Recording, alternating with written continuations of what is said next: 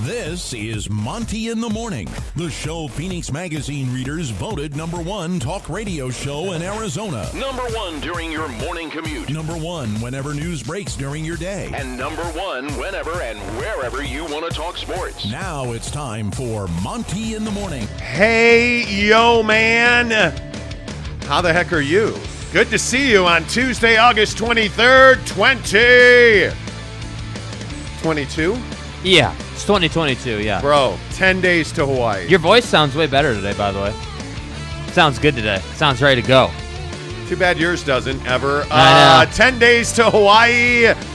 Do not forget to join us on Saturday, September 17th. It is a big day in this state for football as BYU is in Oregon to take on the Ducks at Autzen Stadium. We'll be at Barbecue Pit Stop in Lehigh having a watch party. We're going to have a plethora of wings. We are going to have pizza, smokers. We're going to have amazing spices and rubs because you know that's what you get when you go to Barbecue Pit Stop. September 17th. Come and join us for that event. At the half of that watch party, we are going to announce the winner of our BYU Notre Dame drive-away to the Shamrock Series in Las Vegas, where you get 2 tickets to see BYU and Notre Dame at Allegiant Stadium. You get 2 nights at the Palms Resort Hotel and Casino. As well, you get a $250 gas card to get you there. And all you have to do is go to any of the 5 locations for Barbecue Pit Stop in the state of Utah. All the way down south, are you? That's fine. They have a store in St. George. Lehigh, Layton, Logan, and of course right here in the great city of Salt Lake. It's actually Murray proper, but who's counting? Yeah. There's a drop box on the counter with our beautiful photo on it. Just fill out the slip, drop it in the box. You're good to go at Barbecue Pit Stop.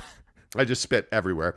That's all you have to do. Check them out online at bbqpitstop.com. Without further ado, Mr. Jake, let's talk about Oregon and the Big Ten because the Oregon Ducks had what I would call representatives in Chicago meeting with representatives of the Big Ten to explore a relationship with Oregon and the Big Ten, and would it be a good fit?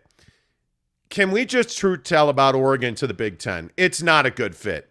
No, it's not a good fit. It's a great fit. Oregon and the Big Ten are a very good fit. Oregon, listen, can I understand it. They're not Northwestern. They're not the Ivy League of the Pacific Northwest, but they are an AAU institution, which means they are a well-respected research institution. And let's be honest, that's all you need because Oregon, they play football. They have Phil Knight. They have Tinker Hatfield. Those guys are working behind the scenes to get into the Big Ten. Jake, is it enough in your opinion? Yeah, I mean, look, Oregon is a great school. I mean, there's just no getting around that. Whether you're looking at football, whether you're looking at being in the AAU column or ranking, if you will, or having that distinction, like that's a big deal. It matters. I think. What I find so funny about this whole situation, though, is when you start looking at I believe it's 62 schools that have the AAU distinction and basically saying, hey, these are very prestigious research institutions. It's funny how that conversation and that label is applied within the college football expansion conversation. So what I mean by that is the college football expansion conversation, as far as the Pac-12 and the Big Ten are concerned, is revolving around money. Hey, we're the Big Ten. We just signed this huge TV rights deal for $7 billion, and it likely can escalate to 10 if we add schools like Oregon and Stanford and Washington and Cal or whatever. If we add those 5 schools, we can escalate that and get that up to 10 for our TV rights. But what's funny is that the AAU thing only becomes important when we talk about the Big Ten adding schools. It's not as though because the Pac-12 has a bunch of AAU schools that somehow that guarantees their success. And that's what I think is funny about this conversation. Everyone wants to talk about, well, are you a research institution? Are you a college of higher learning? right? You want to talk about that when we look at adding the school, but when we look at what actually matters and what really stirs the drink of revenue generation in college football, nobody cares about AAU labels, in my opinion. What matters is, are you relevant on the football field? Are you winning football games? Are you going to Rose Bowls? So then when I got a little deeper into this AAU label thing and being a prestigious institution, I start to look at Utah and I start to wonder, well, hold on a second. Who's done more winning in the Pac-12? Who's done more recently? Who's been the more relevant team? Yeah. Utah's been the more relevant team. So then I start to wonder, okay, well, hey, cool. Oregon's has this label, but they haven't been winning, but yet the Big Ten is still very interested in them.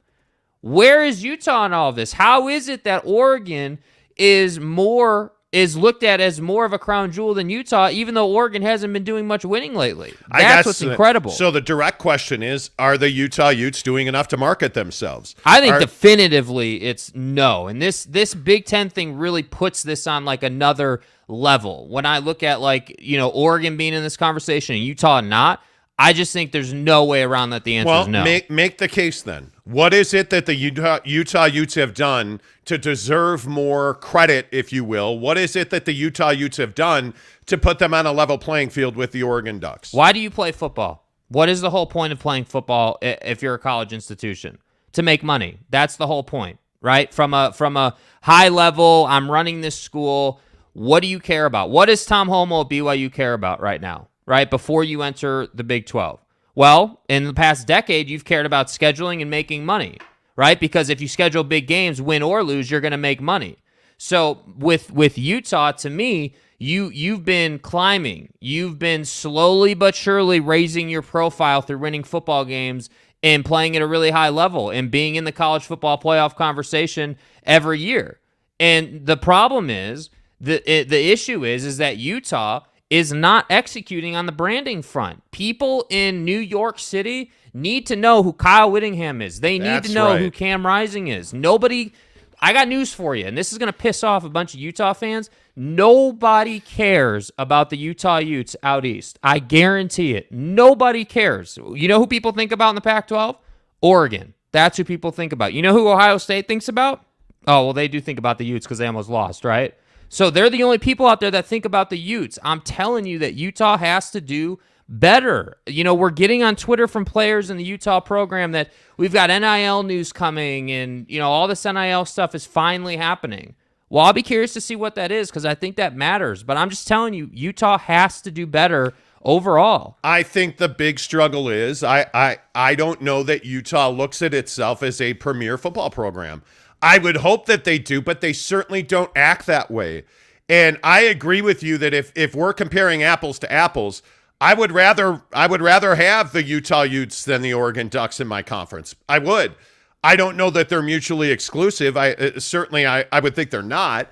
But if you look at what Oregon actually brings to the table, Oregon brings significantly more money to the table. Oregon with Nike, and I think that's why we've seen Phil Knight so involved in these situations. Mm-hmm. I think Oregon with the Nike money, I think Oregon with the uniforms, I think Oregon with the reputation, I think Oregon with the brand, I think Oregon with the marketing, I think all of that is why Oregon has so much ability to go to the Big Ten and say, hey, we're going to fly in, let's have a meeting. And the Big Ten's going to answer, and the Big Ten's going to listen. Now, is Kevin Warren, the commissioner of the Big Ten, in on that? No, he's not. But does he need to be? No, he doesn't. What he needs is the people around him and those that he trusts to meet with Oregon and evaluate Oregon. And I'm tired, by the way, of hearing about how Oregon isn't a institution of higher learning. Get out of here with that. Yes, they are. Oregon is a fine institution. Oregon is a research institution, not to be redundant. Oregon's in the AAU. Like, there's nothing to talk about. Who's here. not in the AAU? University of Utah is not in. So that's why I say it's so funny. That's why I started this conversation with, when does the AAU conveniently matter and when does it not matter? Well, it didn't matter last year when Utah went to the Rose Bowl and did winning and good footballing and they were relevant and making the Pac-12 money, right? It didn't matter then. But now with Big Ten expansion and really the fall of the Pac-12, Now it does matter, and that's what's frustrating. By that's the way, I would correct you. Utah is. Oh, they are? Yes. Then I have bad information. That's my bad. But my point is that nobody knows that. When you look at what the AAU is, and for those of you who don't know, the AAU essentially says that your university combines research and education. And the AAU has very high standards. I mean, you look at some of the list, pretty much everybody in the Pac-12 is in. If you look at, Colorado Boulder, for instance, I believe Cal and Stanford were founding members. Like, it is not a low bar. It is a high educational bar. We need to stop talking about education because, by the way, when we're talking about getting into the Big Ten, I don't think what your educational standard is matters. How much money are you going to make me? How much, if we're being, dollars to donuts, how much are you going to put me on national TV? How much can you get me in a TV deal? How many eyes can you bring to the TV? That's what should matter. Utah brings people to the TV. Utah wins football games. Utah puts itself in the middle of big football games. That's why I say, like when Kyle Whittingham said the other day that these games are big games when they go on the road and they have to win these games. I agree with that 100%. You gotta go and you gotta kick the crap out of Florida. You don't need to just beat Florida. You should handle Florida easily. That's the level of football that we want to see from Utah. This opening week against Florida is massive. There can be no, question coming out of that game. These are huge games. These are huge decisions that will be made. And every opportunity you have to win a football game and win it convincingly, I think you have to take advantage of that. This is the same conversation that we have every single year. And when you talk about Oregon and you talk about Oregon being a big fit or a good fit in the Big Ten, I think they are a phenomenal fit. But has Oregon won any more than Utah has? I could make the argument that Utah has a far more successful football program than Oregon does. I could make the argument that Oregon belongs in the Big Ten before Utah because of branding, because of money, and because of perception versus reality. So all of these things combined tell me Oregon is going to get into the Big Ten. I don't have any doubt about that. It's a matter of who goes with them. And you know who's not going with them? The University of Utah is not going with Oregon to the Big Ten. And it's a shame because I believe that the University of Utah belongs at the top of the college football game. In my mind, that's the way that I evaluate Utah. And again, I'm not a Utah fan, and I know we get a lot of that on this show when we talk about Big Ten, Big 12, Pac-12. Oh, you guys are just Utah homers. I'm not. In fact, if I'm a homer in Notre Dame. Yeah. So I don't know how to break that to you. The reality is, and when we truth tell about Oregon versus Utah, Oregon's got a far better PR machine. Mm-hmm. Oregon, yes. Has Oregon won big games? Yes, they have. Has Chip Kelly been, really the Renaissance man at Oregon? He is. He was. Today, he still has a huge impact, and his legacy at Oregon still has a huge impact on that program. But I'm telling you, Utah's a better football program. Utah, the way they recruit, without the assets and the resources that an Oregon has, it's remarkable. But as we talk about Oregon meeting with the Big Ten in Chicago, I guess here's my question. Where is ESPN in on all this? Because I think this is the single biggest question. You're going to lose Oregon at a minimum. I think if we're really truth-telling on the Pac-12, you're going to lose Oregon and Washington. There's almost no doubt about that. What does ESPN value you at? Because we told you last week, our sources confirmed that the Pac-12 and ESPN are having a $300 million conversation. And that's really it. There's nothing beyond that. That was confirmed multiple times after we reported it. So if you're at $30 million a school with Oregon, what are you without Oregon? What are you without Washington? My guess is that you're far less than that. You're $15 million a school without them. Yeah. And I think if you're ESPN, you have very little interest in overpaying for the Pac-10. You have very little interest in probably paying very much at all for a Pac-8 that doesn't include Oregon and Washington. Yeah. The reality is, without Oregon, the house of cards collapses because Utah's not hanging out, in my opinion. If Oregon and Washington leave, and if there is an agreement with Oregon in the next month, my guess is this conference is dead. And I told you, go back and look at the channel. I think a month ago now. The Pac-12 is dead. It's over. We're George Kliavkoff, he's collected a paycheck, and we're negotiating. The Pac-12 is dead. It's done.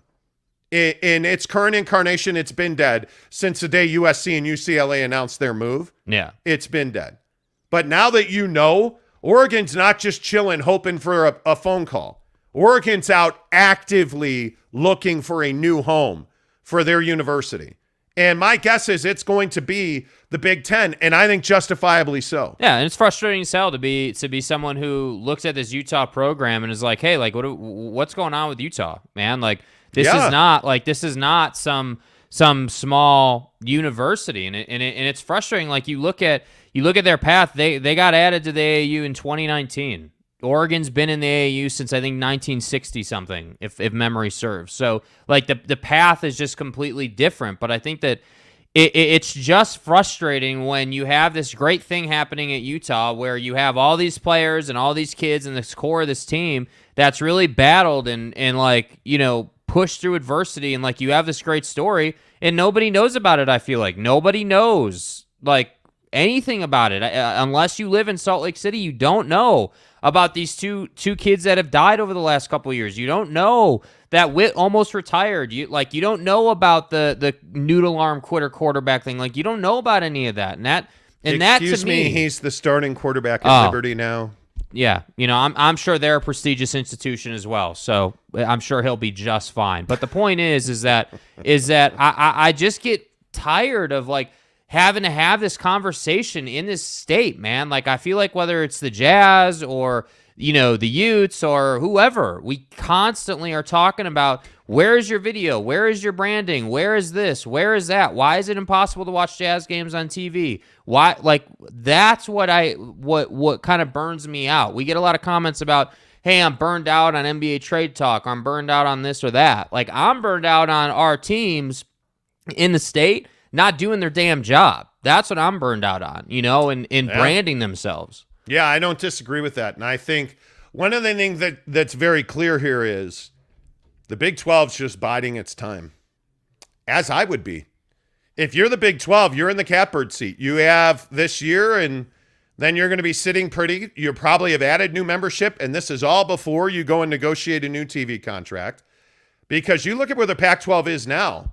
The Pac-12 is bleeding to death. Yeah. The Pac-12 quite literally is bleeding to death. And I think they have been. Well, I mean, sure they have been, but I don't know that even matters. Right now, the Pac-12, its destiny is out of its hands because it can't control its membership. So when I say that right now the Pac-12 is bleeding to death, when you look at the fact that you have power brokers at Oregon out soliciting new membership in the Big Ten, you can't control that. There's nothing you can do because the other truth bomb on the Pac-12 is who's signing a grant of rights for 5 years going forward? Who's the school that's doing that right now? Like, let's say today it's announced that the Pac-12 and ESPN have come to an agreement and it's $30 million a year. Is Oregon signing that? Is Oregon granting its rights to the conference to then turn around and grant those rights to ESPN for the next 5 years? I don't think so. And you're going to have an awfully difficult time selling an ESPN TV deal for $30 million to its membership when Oregon's probably going out and getting double that as a new member of a new conference. Why would you do that? If you're Utah, are you granting your rights to the conference for the next 5 years, damn well knowing that you have a very, very good opportunity to get into the Big 12? No, you're not doing that. Because if the Big 12 is doing what I think they're doing, which is chilling, watching as the Pac-12 lays on the ground and bleeds to death, they're just waiting to go in and cherry pick the best of the rest. That's what they're doing. And if I'm the Big 12, that's exactly what I'd be doing. And I think very clearly there's one school that we've talked about a lot on this show that's also sitting in the catbird seat. And you know who I'm going to bring up, Jake? That'd be San Diego State. They just cut the ribbon on their beautiful new football facility. That stadium is gorgeous. What is it? Snapdragon Stadium. Yep. Everybody's got leverage except the Pac-12. Mm-hmm. And I just don't see why any of the Pac-12 members that are currently there, why would they ratify a new TV agreement with ESPN right now? Why would they lock themselves in for what, from what I understand, is a 5-year grant of rights to ESPN? Why would you do that?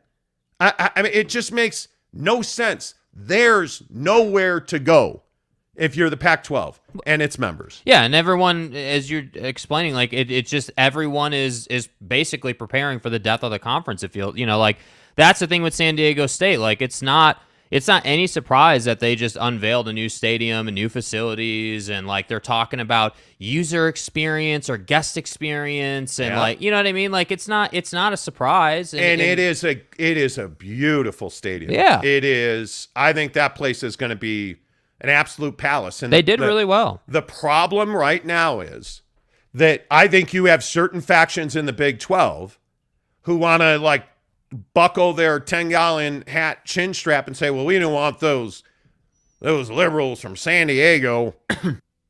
Well, guess what? They bring more than Mexican food. Like it's crazy that there are certain factions in the Big 12 who don't want San Diego State. No. I don't understand that. And I've heard it repeatedly that one of the bigger issues is that there's 3-4 members of the Big 12 who don't want to add San Diego State, that they would rather have.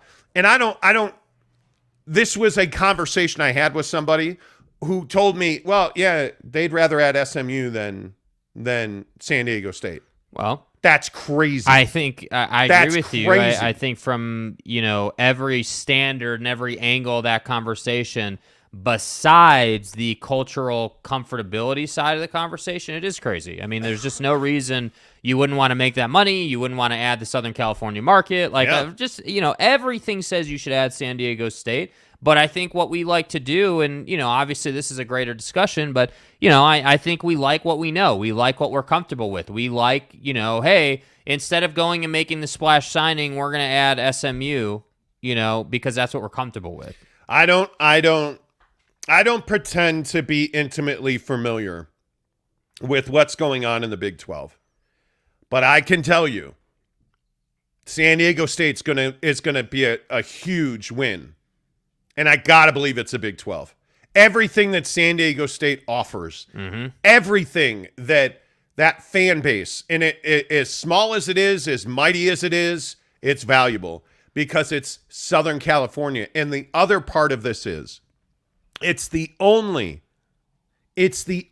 available major athletic program south of California, Berkeley. That the University of California, Berkeley south, who else is available? You're not taking Fresno State.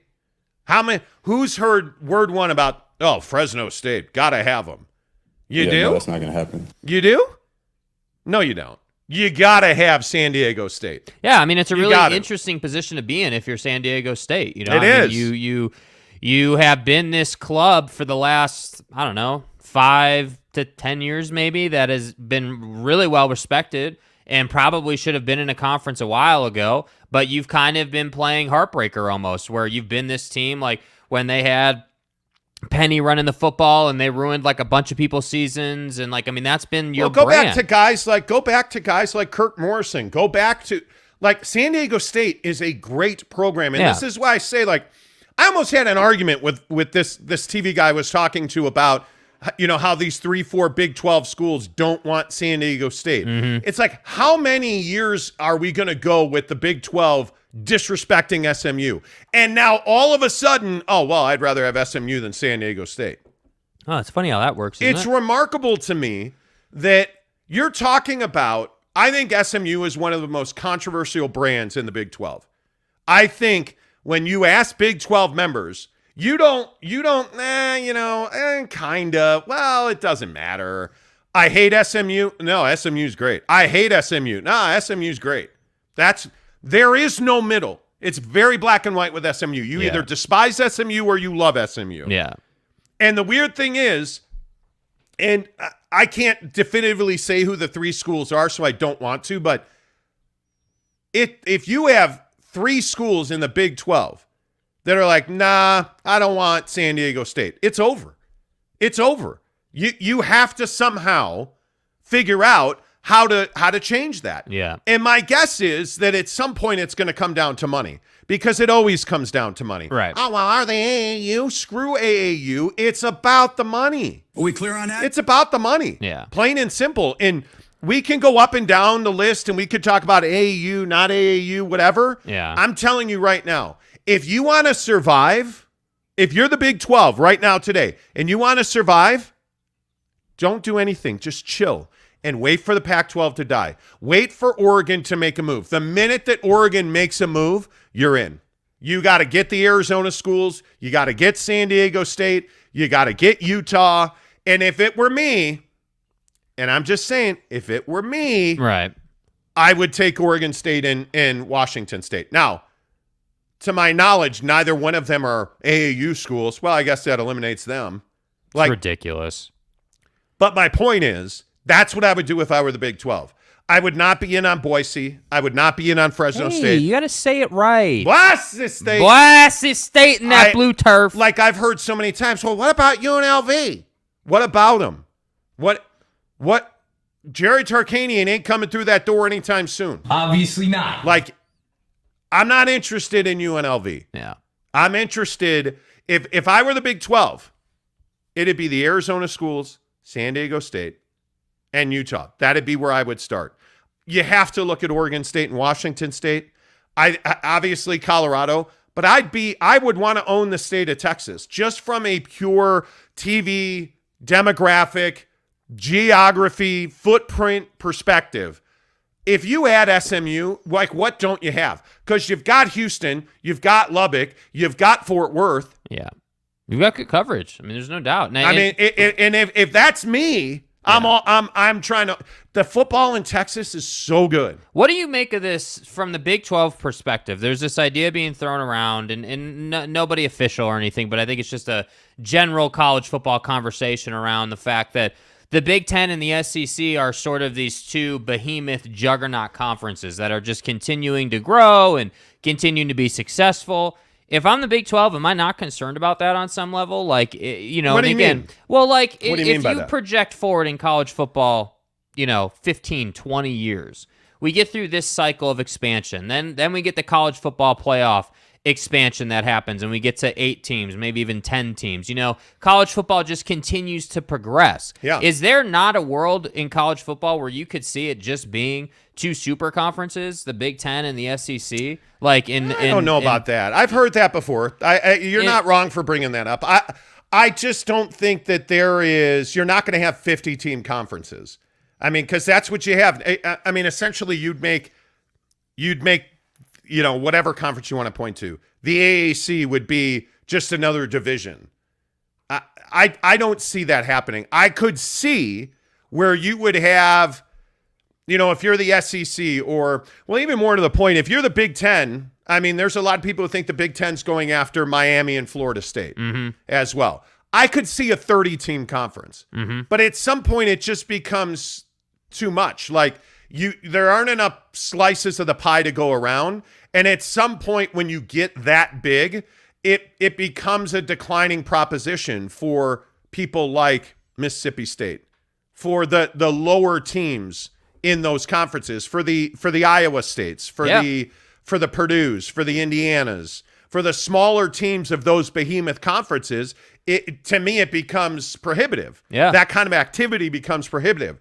I think what you're more going to see is you're going to start to see the smaller schools and when I say smaller schools, I don't mean, Purdue's got a smaller fan base. You said they were a small school and wow, terrible. How dare you? Boiler up. My point is, when you're a smaller brand, in Oregon State, a Washington State, a secondary brand, yeah. I think you're going to wind up falling off because you're going to get left behind. You cannot compete. Alabama, UAB cannot compete with Alabama. This is Coach Saban. Right? Like, Alabama, Birmingham cannot compete with Alabama. You can't put them in the same conference. Yeah. So at some point, this is about, and again, to your point on Utah, this is about the haves and the have-nots. Yes. And if you're a have, you better tell somebody what you have. This is And Coach Saban. you better brand yourself as a have instead of a have-not. Yeah. Because in college football, in big money, when you're talking about billionaires and boosters, perception is reality. It's SMU versus San Diego State. We don't want them damn liberals from California. Okay. Well, then they're going to go somewhere and you're going to wind up losing the Southern California TV market. Well, that's fine because I got J.R. Ewing in Dallas. Like, that's what we're talking about. Yeah. And at some point, common sense has to come through here. At some point, good business has to win other than the good old boy network. Like, it has to, money and common sense has to trump the good old boy network. But at I some think point. that's what separated the SEC and the Big Ten from the rest of these conferences. That concept of, hey, good business and doing the right thing for the health of your conference versus, what you're comfortable with. I mean, we can apply that logic to like Larry Scott and the paying ridiculous rent in San Francisco to a number of examples. Flying private jets. Yeah, not having a TV deal. Yeah, you just did what you wanted to do because it was fun, essentially. And the SEC is not operated that way. What do I Big always Ten say? Hasn't. What do I love to say? Yeah, go ahead and say it. At some point, you're going to have to do what needs to be done. You don't get to do what you want to do anymore. You have to do what has to be done. And the Pac-12, Yeah, I know what time it is. The Pac-12 never got to doing what has to be done. Yeah. They kept doing what they wanted to do. And now they're dead. Yeah, now it's too late. It's absolutely too late. All right, 7 o'clock in Salt Lake City. That means it's 9 o'clock in the East and 6 o'clock in the West. Good morning. This is Monty in the Morning. A lot going on the show this morning. Coming up here in about 35 minutes, we're going to talk Knicks and Jazz. Because I'm going to tell you again that I was right, you were wrong.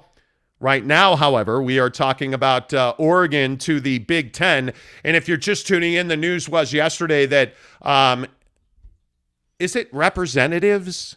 Some influential folks, Phil Knight at Nike, some influential folks at Oregon were in Chicago meeting with some influential folks at the Big Ten. I saw it. Trying to figure out if they were a good match.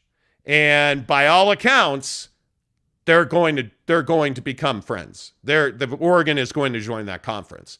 What will that do to the Pac-12? Does ESPN still have a desire or an appetite for a Pac-8 television deal without Oregon and Washington? I'm not even joking. I don't think that there's even gonna be 8 teams left, dude. When the Big 12 is done, like the Big 10 thing happens, then the Big 12 cleans up. What's left? And I think the biggest question now is, with what's left, is anybody willing to grant their TV rights to the Pac-12 conference? Because the way that it works is each school gives their rights to the conference, and then the conference goes out and sells those rights to ESPN. But you have to ratify that at the conference level before that TV deal's done. Yeah. And the question is, are each of these institutions willing to grant their rights to the conference for 5 years if it's $15 to $20 million? Because without Oregon and Washington, I think you're losing half of your value. Hell no. Because then let's be real clear about this. What happens? Let's play the game. Yeah, do it. You lose Oregon and Washington. You have nothing north and nothing south of the San Francisco Bay Area. That's it. Because essentially, with all due respect to Corvallis and with all due respect to Pullman, Washington, that's not what brings, eyes to the TV. The milkshake is the Pacific Northwest and Southern California. That's out of the window. And now what? If you don't have Seattle, and if you don't have Eugene, and if you don't have the Pacific Northwest, what are you going to do? What are you going to do? Because Eugene's not a huge TV market, but that's a huge brand. Yeah. So you've lost Oregon, Washington, USC, and UCLA. Do you have a conference left at that point? No, I don't think you do, man. Because who's your most valuable property at that point? Yeah, I don't know either. I don't know because I know that Utah brings people to the yard. I mean, people watch Utah games. There's no doubt about that. But aren't the Arizona schools now arguably your most valuable property? I mean, if you look at the 8 teams that'd be left at that point, I mean, you're talking about Washington State, Oregon State, Arizona State. You're talking about Utah. You're talking about Cal. You're talking about Stanford. Like Colorado. You don't have a huge brand at that point. Yeah. So where do you go now? Like, what do you do now? And the answer is, I have no idea. Yeah, I mean, I think best case scenario. I mean, obviously, you're taking a step back. Like, you know, you're not. I mean, you know, I have no problem saying I'm not fully educated on what defines a Power 5 conference and what what your thresholds are and like what you got to get to stay in that definition. But I think that nobody's going to respect you certainly at that level anymore. I mean, I think that I mean, look, I just think it's a new thing. It's a hey, we were the Pac-12. We went through all this change and expansion, as far as other conferences are concerned, and this is what we're left with. So, hey, now we got to go back to the ESPN table, and we got to figure out, okay, well, what actually are you willing to pay to do this? Because now it's not Pac-12 After Dark. It's like Pac 7 or 8, probably. Pac 8, yeah.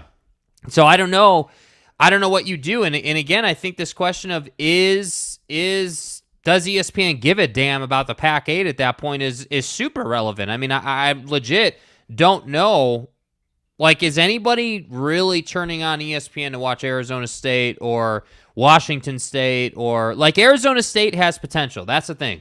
You could get Arizona State to bring eyeballs to the TV, but not right now. Not with the Herm Edwards scandal and everything that's going on there. That's just not a power program right now. Arizona is a basketball school. You look up and down, and you just don't have a lot of value right now. And think about the enrollment at the schools that would be left. The 8 schools that would be left. Arizona's got 43,000. Arizona State's got 71,000. Mm-hmm. Okay. You have Colorado's got 33,000. 33,000. Oregon State's got 31,000. Right? Stanford's got 16,000, which again goes to my point that Stanford's a tiny school.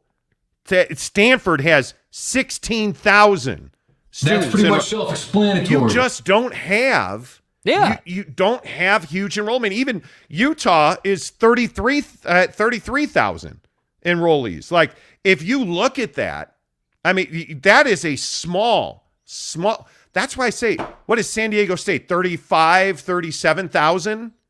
Something like that. That's why they become a hugely important. They have a good fan base. They have a passionate fan base. They win football games. They win basketball games. And they're marketable. Brand new facilities, Southern California. Yeah. And people in the Pac-12 are like, no. Big 12. Both. Or both, really, I guess. Yeah, both. Yeah, both. Yeah. That's why I'm saying, like, I don't pretend to understand the way people think about this game. I really don't. All right, Let's get your comments in here. First win this morning is Porch Pirates. Oh, Porch Pirates. Okay. So if you missed the show yesterday, we talked about Porch Pirates. And those are the people that steal packages off your porch. And that they were renting U-Haul trucks and all that good stuff. Okay. So Porch Pirates says, do you guys have any tips for cleaning up glitter? Had a job go south. Any tips on where to get a U-Haul would also be appreciated. So that's a reference to the glitter bombs. People, there's one guy on YouTube that creates bombs. He puts a fake package on his porch, and in the package is a glitter bomb. So when you open up the glitter bomb, it spools up and shoots glitter all over the place. Excellent strategy, sir. Whoever created Porch Pirates, you're a god. Thanks for a great show. Love listening to you guys on my morning route. See what he did there? His morning route, because he's a porch pirate. See that? He's out doing it because it's his job. On his route. Yeah. See Neville93 says good morning. Kurt Myers says good morning. Lord Raiden. No kidding, they want out. Remember, they've already invited themselves to the Big Ten in July. Yeah, Oregon's like, hey, we're joining the Big Ten. Yeah. The Big Ten's like, wait, you guys are ducks. We have badgers, ducks and badgers. Yeah, now we have Trojans. No, and we can't, duck hunting season. Yeah. Kurt Meyer says Mr. Nike should start his own conference. Seriously. Lord Raiden says, I think so too. The reason I keep hearing for Oregon to the Big Ten is Phil Knight wants him there. Well, I mean, the guy's got bread. Yeah. I mean, you look around college football and you look at the biggest boosters. Those schools are all in huge conferences. I mean, that's not – look at Utah. The Eccles name is on everything, right? Like, I mean, the Huntsman name is on everything. Yeah. Those are big money people. So when you look at the money and you look at the Crimson Clubs of the world, that's what powers. Phil Knight, it's Nike, it's uniforms. You can't tell me that Phil Knight is not making a deal based on what Nike's willing to do for members of the Big Ten. Yeah. Come on. I mean, that's got to be in play, right? Like, I mean, yeah. Has to be. Kurt Meyer says Knight could secure TV rights through the Golf Channel and get tons of money with LIV. He could, I guess, if he wanted to. Kurt Myers also says they should have Sir Charles put on the duck mask before the broadcast. You don't sound serious about that. Is that sarcasm, Kurt? New York Jazz fan says, watched the Manti Te'o doc last night. Couldn't sleep after that. Thank you. Dude, I'm telling you, dude. The Manti Te'o doc on Netflix will just wreck your night. It's in your head, bro. Dude. It is seriously in your head. Bro, it is not good, man. He says, I think a lot of people owe Manti Te'o an apology. Media blew that one up maybe to hide that they don't fact check their stories. I think that's exactly right. And I do think that Deadspin, thank you. New York Jazz fan says Deadspin's a whole different story. Te'o was basically a boy. He didn't deserve any of this. He was a victim on both angles. Changed him forever. Exactly right. Yeah. Jesse Harsh, good morning to you. Morning, boys. Will Oregon be able to ditch the Pac-12 or has the most appealing thing about their program become their uniform variety? Because right now I'd take Utah. I'd take Utah over Oregon every day. I just think that Utah doesn't brand themselves. Nobody knows. Does anybody know that Utah's the original BCS buster? Does anybody remember that Urban Meyer used to coach it? Does anybody remember Urban Meyer putting BYU logos in the urinal and BYU logos on the floor so that his players could walk over them and take a leak on them? And stop disrespecting me, bro. Does anybody remember that Utah is the original BCS buster? I don't think anybody remembers that. And it's because Utah's let them forget. And now you're coming off of a Pac-12 championship and one of the best Rose Bowls we've ever seen. You got to remind people. Yeah. You got to remind people. Completely agree. And the problem is, to your point, I think earlier, not to talk for you, but Phil Knight doesn't have to remind anybody. The swoosh doesn't have to remind anybody. And kids care about that. I mean, we had Micah Hanneman on 2 weeks ago. Was that 2 weeks ago already? Yeah. He straight up said, I mean, one of the main reasons that he chose BYU over Utah was the Nike deal. It matters. And I think it absolutely is a powerful thing. And I can tell you right now, like, I'm no college football player, but I prefer Nike over Under Armour. I can tell you that. Like, there are specific things that I like Under Armour for, but overall, I'm a Nike guy, and I think that kids really care about that. And by the way, like, when they rolled out those paint splatter uniforms that everyone hated, kids have a lot of fun with that. Even though they're ugly, it's fun to do. And they sold. Yeah. They sold them. And by the way, that stadium's no joke. That's why I think they're a good fit for the Big Ten, because you've got the AAU thing, which I just don't enjoy that side of the conversation. It does matter, but I just think it's such a petty thing within this conversation. I think what ultimately matters is revenue generation and the branding. I mean, again, the biggest thing here is that, or when you say, think of it this way, this is how I like to describe branding. When you say Oregon, what do you think about? Well, you think about Nike, you think about, Autzen, you think about, hey, they feel like a big program. Like, you can name some guys that have come out of that program recently or relatively recently. And that's why I think they have an advantage. When you think about Utah, what do you think about? Well, you don't think about that they're the original BCS buster. You don't think about, their history and their heritage and the things that they've done. Like, and I think that the relatability factor is what's really hurting Utah right now as far as branding is concerned. I like I said, I think from a football perspective, Utah is going to dominate. I would not be surprised if you went to Gainesville week 1 and you obliterated Florida. I wouldn't be surprised by that, right? Like, so football is not the issue here. It's just, hey, marketing has to get better. You got to story tell more. Like the fact that, again, as I mentioned earlier in the show, for all you just arriving, Utah players are now saying that there's an NIL thing coming and they're working on it and it's happening.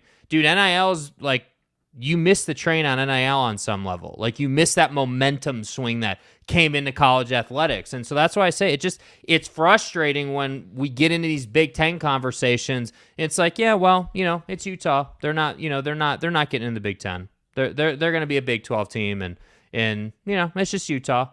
When they should be a Big Ten team. They should be playing in the college football playoff every single year. But because they outright refuse to prioritize branding and marketing and getting themselves out there, this is the price you pay. And I think it's a disservice and a shame to the fan base that supports them so loyally. That's why it's frustrating. Yeah, and I mean, by the way, Utah's got a national championship and Oregon doesn't. I mean, who remembers that? What year was that? 2008, that the 13-0 year. 2008. I mean, honest to God, I can't and I know we talk about this for a living. I couldn't tell you a name of a single player on that team. Couldn't tell you. I don't know it. Well, those were the Mountain West days. I mean, it is. I don't know, man. I think when I look at Utah and I look at Oregon, people automatically assume that Utah's below Oregon. Utah's won more games. Utah's played football longer than Oregon. Utah has a national championship. Utah, and I'm not taking anything away from all those conference championships, the Mike Bellotti years. I don't take anything away from any of the accomplishments of, Chip Kelly, Mario Cristobal the last 2 years, and really it was the last 3 years. I don't take anything away from those guys. Kyle Whittingham has outperformed all of them. I mean, I look at what Kyle Whittingham, I look at, you can go back to, I mean, I guess you can go back to the Ron McBride days, but I mean, if you go to Urban Meyer, 10-2, 12-0, you go to Kyle Whittingham, 13-0, you go to, 13-0, dude. You look at the success that Utah has had, and nobody knows it. Nobody understands it. Nobody is even aware of it. And that's a huge problem. I think that is an unbelievable point that you make. I think that's an unbelievable point. Giggity, good morning to you. He says, what's good, my guys? I appreciate your show every day. Thanks for doing what you do. Appreciate you, Giggity. Appreciate you, bro.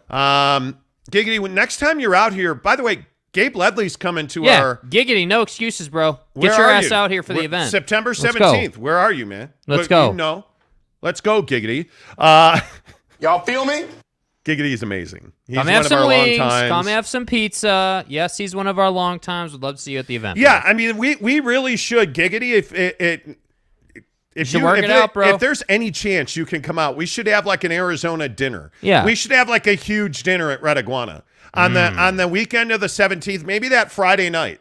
Yeah, we try to put together a huge get together at Red Iguana or something, and we should do that. That would be awesome. Dennis Barnes says, I'm just praying the Lakers can be part of a 3-team trade once Pat Bev becomes available. Donnie, please. Okay. You're about 20 minutes away from NBA talk here on The Monty Show. Lord Raiden says, dude in the left doesn't understand. Do you have any idea how much research dollars the Big Ten brings in? Sports are just a hobby. I'm not telling you that research dollars or academia doesn't matter. When we're talking about college football and conference expansion, you can't tell me somebody's tracking research dollars instead of what they bring in TV money. I just don't buy that. I don't believe that, they're not an AAU member. Can't have them in the conference. I don't buy that for a second. You can say whatever you want about Oregon. Oregon's a fine institution. Look at Utah. Yeah. Again, I just point to Utah. Utah is a phenomenal institution of higher learning, from medical to, a wonderful institution.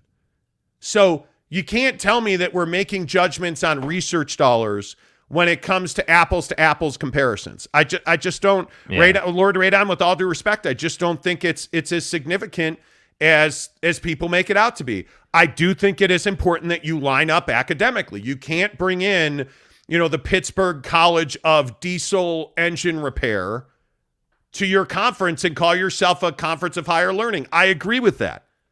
But are you really telling me that Oregon is Oregon, I don't know if we can bring them in. I mean, that college is trash. Are you serious? I don't buy that for a second. I don't. Radon also says Washington is a better choice than Oregon. Why is Oregon always brought up? They keep telling everyone how important they are. And that's what matters. That's what matters. Because this is think of politics in this country. It doesn't have to be true. As long as you speak it into truth, then it becomes true. Yeah, look at Bishop Sycamore. Hello? That's a great point. Come on now. Cyrus Fox says, come down to brand strength in Nike. Oregon is a stronger brand, by far. Yeah. Kenai Johnson, what's up, KJ? He says, it's the brand of Oregon. Just my opinion. When kids hear Utah or Oregon, they are like, I agree. All day. And that is, all day. That is my core frustration in this conversation.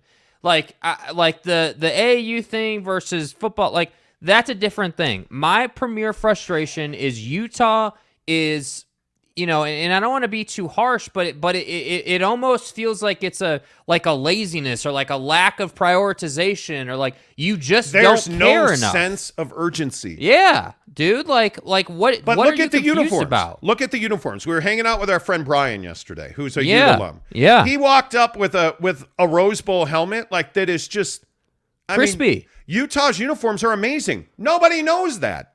Nobody. You're an Under Armour school. Okay. That you're not winning a recruit. If I said Nike Under Armour to a 18-year-old kid, he's taking Nike every single day. There's just no sense of urgency. Look no further than BYU versus Utah. BYU's uniform package is superior. There's no question about. I don't think anybody would argue that. Yeah. You can't. BYU's uniforms are amazing. There's nothing to even talk about. But I think this thing about branding with kids is hugely important. Yes. Like not just now, like where Utah ends up, it's got to change. Think about, again, the Manti Te'o story. One of the things that Manti Te'o talks about is perception and branding. He wanted to go to the University of Southern California. One of his, I think it was a family member said to him, well, do you want to go be the next great, Polynesian player at the University of Southern California? Or do you want to be the only great Manti Te'o at Notre Dame? Yeah. He went to Notre Dame. It's not even arguable. It is perception. The brand power of Oregon is far greater than the brand power of Utah. Yeah. It's not close. NY Jazz fan says Oregon branding. Phil Knight has pushed that brand. Love it or hate it, but their jerseys push their brand. Absolutely it does. Yeah, and now it's affecting you in Big Ten talks. Pudge NYC, what's up? He says, salute Monty and Jake. Kurt Meyer says, Rodman, the ambassador of sports. Yeah, don't get me started on that story. Dude, no. Don't. Lord Radon says, pretty sure Utah is AAU. They are AAU. They are. Absolutely they are. And the Timberwolves play in the East, right?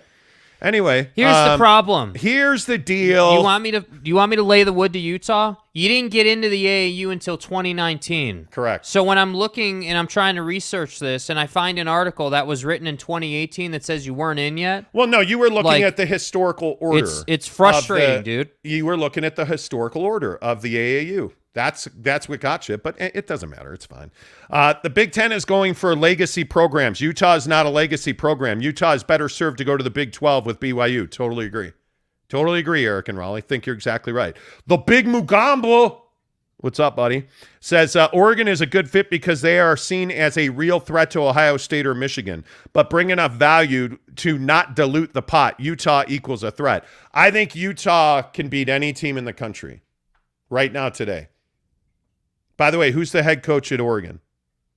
Just somebody comment. Can anybody tell me who the head coach at Oregon is?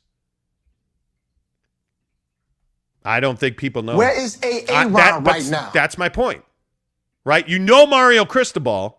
You don't know who's the head coach at Utah. Kyle Whittingham. It's perception versus reality. The reality is Oregon's got a better brand. They have a better PR machine. Yeah, you don't need to know who the head coach at Oregon is because it's Oregon. Yeah, it's not close, man. It's not close.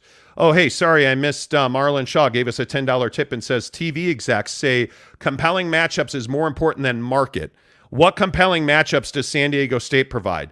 Not saying they wouldn't. That's an important question to be asked if considering them. Yeah, I think that's fair. I think that's fair, but I also think nobody has the Southern California TV market in college football right now. Yeah. Yeah, I mean, it is going to go to the Big Ten. There's obviously, right? I mean, that UCLA and USC are going to the Big Ten. Nobody has it. The SEC, the Big 12, the Mountain, nobody has them, right? Because the Mountain just doesn't exist. So when we're talking about it and we're going round and round about who's got leverage in Southern California, right now, nobody. The moment that USC and UCLA start playing in the Big Ten, it's the Big Ten. So if you're the Big 12, there's tremendous value in just having the Southern California TV market. There's tremendous value in that. And what's so damaging for the Pac-12 right now is they don't have it. They don't have it. And they probably don't have a path to getting it. So if you're the Big 12, I don't know. Maybe in Marlon, you could be absolutely right. Maybe I'm wrong. I think San Diego State will become a bargaining chip. They will become one of those teams that conferences will fight over. Whatever happens in the Pac-10, 8, 6, whoever they are and whatever they wind up being, San Diego State's going to be a chip for somebody. And I can only imagine it's the Big 12 because I can't see. How does the remaining teams in the Pac currently 10? How do they not end up in the Big 12? Let's surmise that Oregon and Washington go to the Big 10. Mm-hmm. How does everybody else not end up in the Big 12? And then you add San Diego State and one other school. Like, it just makes too much business sense. Yeah, I think the market versus the matchup thing is a fascinating conversation. I completely agree. But this whole conversation around, hey, someone's got to have the Southern California market is all that matters right now with San Diego State. Yeah. And that's just what it is. Yeah. San Diego State Aztecs 21 gives us a $2 tip. Thank you. Gretzky, San Diego State now versus what they will bring to the Big 12. What does San Diego State bring to the Big 12? I think they bring tremendous brand as far as the region. Yeah, I think that's the biggest value is the region, is the geography. I mean, their brand is where they're located. Yeah, period. nobody's going to sit here and say that San Diego State's somehow going to play for a national championship. That's not the point. Not right now. Yeah, the point is that you want eyeballs in Southern California. You do, because the Big Ten's got that. And the Pac-12 doesn't. You can't recruit if you can't recruit Southern California. You're just crossing off some of the best quarterbacks in the country routinely. Yeah, I mean, Los Angeles, Orange County, San Diego. You get tremendous quarterbacks that come out of there. Yeah, you have to be able to recruit that. Yeah, and if you are the Big Ten, you're going to own that. You're going to own that. You're going to have kids that are going to go from Rancho Santa Margarita. You're going to have kids that are going to go from the peninsula. You're going to have Los Angeles. You're going to have kids from Mater Dei playing in the Big Ten because of USC. You have to be able to go there and compete. And you have to be able to say, hey, if you come to San Diego State, you're going to play a big game versus USC, Big 12, Big 10. That's a big game. Yeah. You have to be able to do that. And if I'm the Big 10, I'm not going to bring in San Diego State. That's not a good fit. You don't need San Diego. You've got Los Angeles. So if I'm a Big 12, San Diego State becomes a huge chip, in my opinion. Let's see. Palio Racing. Palio and stuff. Says, I could see ASU being a big team one day, but now, no. Well, Arizona State is just in shambles football-wise. Yeah. I mean, the fall of Herm Edwards, and the failure is probably a strong word. Bobby Hurley's not been a success at ASU, in my opinion. I still go back to his whole won't play GCU thing. Grand Canyon. Arizona State refused to engage Grand Canyon for the longest time. Wouldn't play him in basketball. Wouldn't play him. Just wouldn't do it. And I think it left a stigma over that program. Yeah. Honest to goodness, I do. Boyd Lake says, I agree about CSU. Colorado wants to leave the Big 12. Wanted to leave the Big 12. Oh, yeah, for sure. But this is Nebraska. Everybody said I was an idiot. Oh, you're an idiot. When I said Nebraska wanted, and I think if they could make equal money, would go back to the Big 12. But they're not going to leave that money on the table. They're not going to leave that money on the table. They're not. Matt says the Pac-12 refusing to take Texas Tech, Kansas, and Oklahoma State will go down as their nail in their coffin. Totally agree. Keith Carl, nobody in the PAC can even breathe without creating dysfunction and uncertainty. Every little conversation will be scrutinized and lead to more unrest and less value for the conference. Well, because they're not aligned. You're exactly right. Matt Ritson says Stanford has branded only in Olympic sports. Well, I don't know that I agree with that. Stanford has a pretty good tradition in basketball. Stanford is a really good football program. The problem with Stanford recruiting is, and it's very much like Notre Dame, it's impossible to get into those schools. Do you know how hard it is to get into Stanford? Even if you are the best quarterback in the country. Yeah, but that C you got in econ, you might want to go to one of the Cal State schools. Listen, dude, javelin's not paying the bills. I got news for you, okay? Javelin. Shot put is not paying the bills, bro. You said javelin. Jesus. You said javelin. A brand in Olympic sports is not a brand as far as college football is Wow, concerned, but bro. we won. We were the original BCS buster in the shot put. You know. Bro, come on. You said, My guy's bringing up Olympic sports. With all due respect. You said javelin. With all due respect.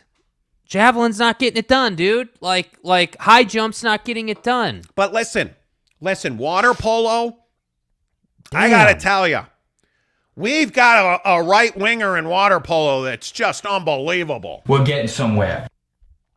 You should see that guy wade in water. Like his ability to, what do they call that when you can tread? His ability to tread water with have you measured his toes? Are people miring? Unbelievable. Man. This guy's big toe. Yeah. Do you know that his pinky toe is longer than his big toe, and he's coming to Stanford? Congratulations, but that's bullshit. We're kicking USC's ass in water polo because my long-toed short guy foot dude over here can tread water like nobody's business. And we're mom and pop are gonna be able to watch that on ESPN. I said his big toe and his long and short.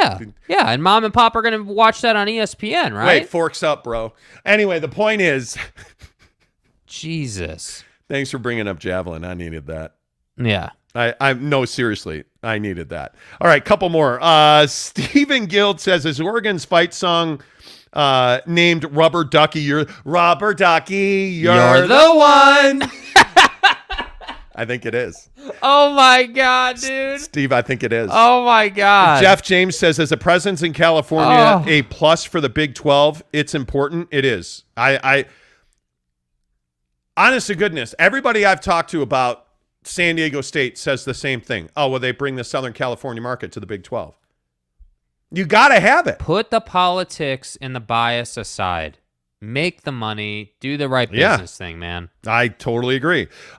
Keith Carl says San Diego is a football-hungry market. Large market without any other football diversion since the Chargers packed up and left. Yeah, what cowards they were. All right, let's see. James Knight says, what's the top conference in college football? It's called the SWAC, the Southwest Athletic Conference. Yeah, next question. James is in Australia. He doesn't know college football, and he just asked what's the top college and college football conference, the SWAC. No, it's not. Yeah, why are you doing this? He's asking a genuine question. Oh, the WAC. Oh, so you're going to say the WAC? No. It's close. The SWAC and the WAC. This is Coach Saban. It is the SEC. Stop it. Don't mislead him like that. James, it's the SWAC, bro. The Southwest Athletic Conference. What? That's it, Skippy. What? Neville93 says, I just saw your guys' IG that Jake wanted flats. Flat wings, chicken wings. Drums, flats. Says all you need to know. Here you go. Flats. Wait, put it back on the 2-shot real quick. Oregon, Utah. Done. Yeah, branding. Hullabilly says, anybody that likes flats over drums? Come on, let's go, Schlep Rock. You're better than that. Pack your shit. Let's go. You're better than that. Hullabilly says San Diego State would be a great ad for the Big 12 basketball, which is already a phenomenal conference. Yeah. Phenomenal. Yeah. I mean, you know. Let's see. A Lockman says Pac-12 needs to add San Diego State and Air Force quickly, then pray. Air Force? Do you mean the air raid offense? Yeah, I mean, no. Nope. No, the answer is no. Earl says Team Flats. How do I block people on here? I'm blocking. Team Flats. No, we're not, Earl. No, we're not. Ryan Scandura says Chargers tried to get a new stadium for 20 years and San Diego government played too many games. No, that's actually not what happened. Yeah, that's not what happened, bro. That's a long story. Jeremy Bolton. Wait, bro. This can't be right. Jeremy Bolton, I think Jeremy Bolton drowned in his own saliva while wearing a Alex Caruso jersey. What would I do without you? Right? Jeremy Bolton says, started a new job, so haven't been able to listen live in the mornings. I'll be back full-time again soon. Wow. Jeremy, it's hurtful. Jeremy, are you going to be at the event, bro? Like, we need you at the event, dude. Speaking of the event, September 17th at Barbecue Pit Stop in Lehigh, we are giving away a trip for two to see BYU and Notre Dame playing the Shamrock Series in Las Vegas, baby. We're giving you 2 nights at the Palms Resort Hotel and Casino. We're giving you 2 tickets to see BYU versus Notre Dame on October 8th and a $250 gas card to get you there. All you have to do is go to any of the 5 Utah locations of Barbecue Pit Stop. Say, hey, I'm here. Monty said to come in. There's a box on dude. Box on the counter. All you got to do is fill out the slip, drop it in the box. You're good to go. You're entered to win. And then September 17th, Barbecue Pit Stop in Lehigh. It is BYU versus Oregon. It's going to be amazing. Ducks and Cougars.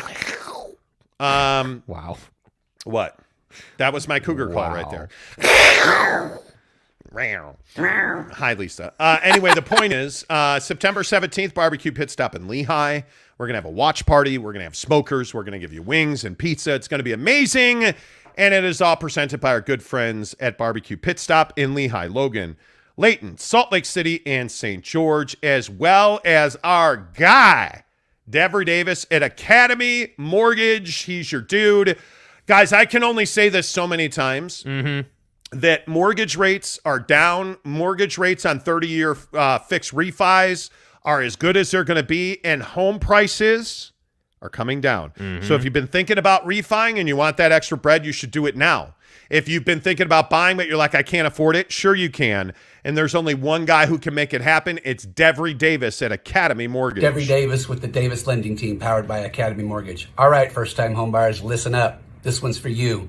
There's a huge misconception on how much it takes to buy a house. Is it 20%? Is it 10%? Is it 15%? The answer will surprise you. There's 4 mortgages in the United States. 2 of them require no down payment. 2 require very minimal down payment. Out of that down payment, there's lots of places to get it from. There's state funds, county funds, city funds, lots of ways to buy a house, no money down. When I was 18, I got out of high school. I actually bought a brand new house, no money down. Never regretted it. If you have questions, give me a shout. Glad to walk you through it. Have a great one. Devery Davis at Academy Mortgage right there. Hook it up, 801-543-9666. Devery's done 3 mortgages for me, and I can only tell you so many times. He's fantastic. Devery Davis is easy to deal with. It's personal service. So many times, whether you're, I don't know, pick it. Whether you're trying to buy a car or you're trying to buy a house or you're trying to get a mortgage, you just feel like nobody cares about you on a personal level. That's why you go to Devery Davis. You're not calling some, cube farm that's got a bunch of dudes looking to make money on you sitting there answering the phone. Did you say a cube farm? Yeah, cubicles. A huge room full of cubicles. Okay, with, got it. Dave, Sorry. Yeah. Dave and Bryson answering the phone. Well, hey, let's hook you up with a 7% mortgage. No, man, call Devery Davis today, 801-543-9666. He's going to hook you up with the best rate possible. He's going to put you in a position to get that house you've always been looking at. And if you need to refi, call Devery Davis today. He has got the best refi programs at Academy Mortgage. You have a lot of value in your home right now, but those home values are coming down. Refi high to get all that cash out. Trust me, you can do it. And by the way, if you think you can't afford a mortgage, make sure you call Devery because he can help you with down payment, all of that. Devery Davis at Academy Mortgage. It is 7:40 coming up in 5 minutes. We'll get you the very latest on the Knicks and Jazz and Donovan Mitchell. Let's see. Couple more here. Balls says BYU fans unsubscribed. Okay. Cool, man. All right. Well, thanks for coming. Dale Donis says, just wanted to pop in and say thanks, gents, for doing a great show. Kudos. Thanks, Dale Donis. Appreciate you. Thanks, man. Batchelder 44. How does Oregon make the leap to the Big Ten when they wouldn't bring nearly enough revenue? What does that mean? They wouldn't bring nearly enough revenue? Yeah. What do you mean by that? I mean, I think because their TV numbers, I want to say, and I can look them up real quick. Their TV numbers, I think, are they're over 1 million per game on TV. So when you say what is it that you don't believe they bring value? They bring tremendous brand. I don't think there's any doubt about that. Yeah. They're currently number 1 in Pac-12 TV ratings. I mean, I don't know when you say they don't bring brand. Yeah, they're easily number 1. They are by far number 1. When you look at their, like, Oregon, Ohio State drew 7.7 million viewers. I said 7. Oregon, Utah drew 4.8. Utah versus Oregon in the Pac-12 championship game drew 4.2. So when you say they don't bring revenue, I'm not sure what you mean by that, because I think Oregon brings plenty of revenue. Utah Utes Football Digest says, how are you guys feeling about Utah versus Florida? I love Utah. I think it's such a statement game, and I'm going to put that graphic up by Kyle Whittingham again, because I think this is so spot on. If you look at this graphic and you look at what Kyle is saying here, darn it, there you go. Look at what Kyle Whittingham's saying here. It's important for the Pac-12 to make noise on a national scene whenever we get the opportunities like that. We have to make the most of it. If you want to gain respect, gain national attention, you got to come out and win some of those games. Hopefully we can go down there and play like we're capable of. That's Kyle Whittingham talking about going to Florida and winning. Yeah. And I think that's spot on. And I just think you have so many guys on this Utah Ute team that have something to prove. And I think Cam Rising is being disrespected. I think he's undersold. Yeah. I think he has a strong running game. I think the Ute offensive line is going to be exponentially better this year. My question again is who's going to step up at wide receiver? Yeah. I mean, I think you know what you have in Dalton Kincaid and Brant Keithy. And the question is Devon Vele the guy that can step up and be a burner on the outside? Because if you want to win and you want respect in college football, you got to go out and crush. Facts. You got to go out and crush. And the only way to do that, oh boy, Jake. Uh-oh. Are they back? We have bots in the chat, Jake. We have bots in the chat. Well, yesterday we didn't have any bots, so it was a nice run and really feel like we made some progress here. And, we'll look at the tape and see how we can, prevent bots from coming in the chat again. But, like our execution today. Just glad to be here contributing to the ball club. And, there we go. We banned the bots from there. The you go. But yeah, I don't know what you think. I mean, I love Utah in that game. Yeah, I mean, I think Utah just has a huge opportunity. I mean, as you saw in the Kyle Whittingham graphic, like they have a huge opportunity to come out and get their season started on the right foot. And I think that if you can beat Florida by 2 possessions, if there was somehow some way you could beat them by 14 points, I mean, I think that's a very definitive win, and I think it's impressive. And furthermore, what I'd also say is that stadium has been sold out for that game for the past 10 days, I think. Like 10 days ago it was sold out. And Utah is still only 2.5 points. Yeah. So the home team gets 3 points. I mean, are you a 5.5 point favorite? We'll see. I don't know. I'll be. That's what I interested. mean. They should win the game. Like the expectation is Utah's going to win that game. The conversation is, are you going to make a point or are you going to survive? That's the conversation. Can you beat Florida by 15 or 14 rather, or are you going to beat them by a field goal and escape? That's the question. And again, I think this is brand. 2.5 point favorite over Florida to me is disrespectful. We'll see. I don't know. We'll see. Let's get some of your other comments in here. Let's go and see who asked. Somebody asked.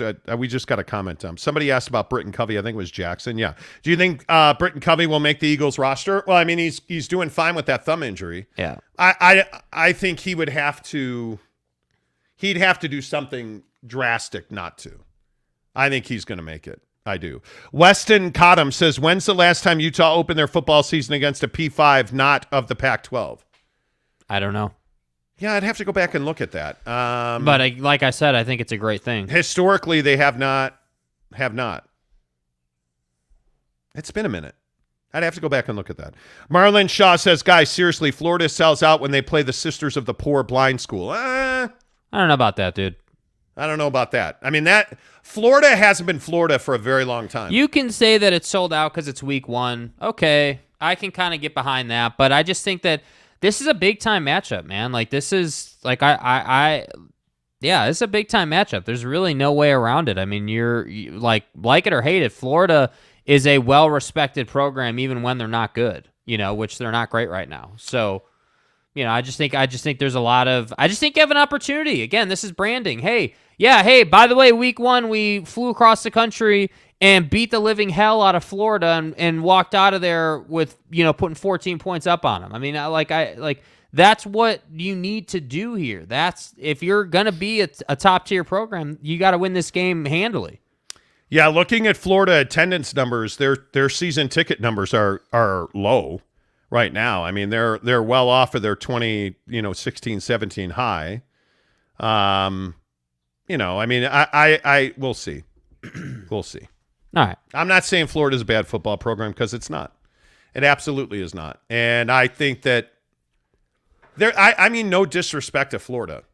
I mean, Utah should go to Florida and win. Yeah. Utah's a better team. Facts. Utah has experience. Yeah, I mean, you have some significant losses on defense, but I mean, their linebackers are going to be fine. They're going to be fine, dude. I think the real question is, do they have a legit burner outside? And can every single week, can Cam Rising go out and prove that he's a Heisman candidate? Because I think he is. Yeah. And I do think he will. I think I don't know. We'll see. We'll see. Dave Heath says, Utah played Michigan in 2015. I think they opened there. Was that the opener? Now you guys are going to make me go back and look. Utah football, non-conference. I think that, no, I want previous. See, now I got to go and pull a bunch of stats. That Utah-Michigan game wasn't an opener, I don't think. If we go back to, what was their non-conference schedule in 2015? Let's see. Looking at it. Yeah, it was Michigan. Excuse me. I apologize. That was at Rice-Eccles.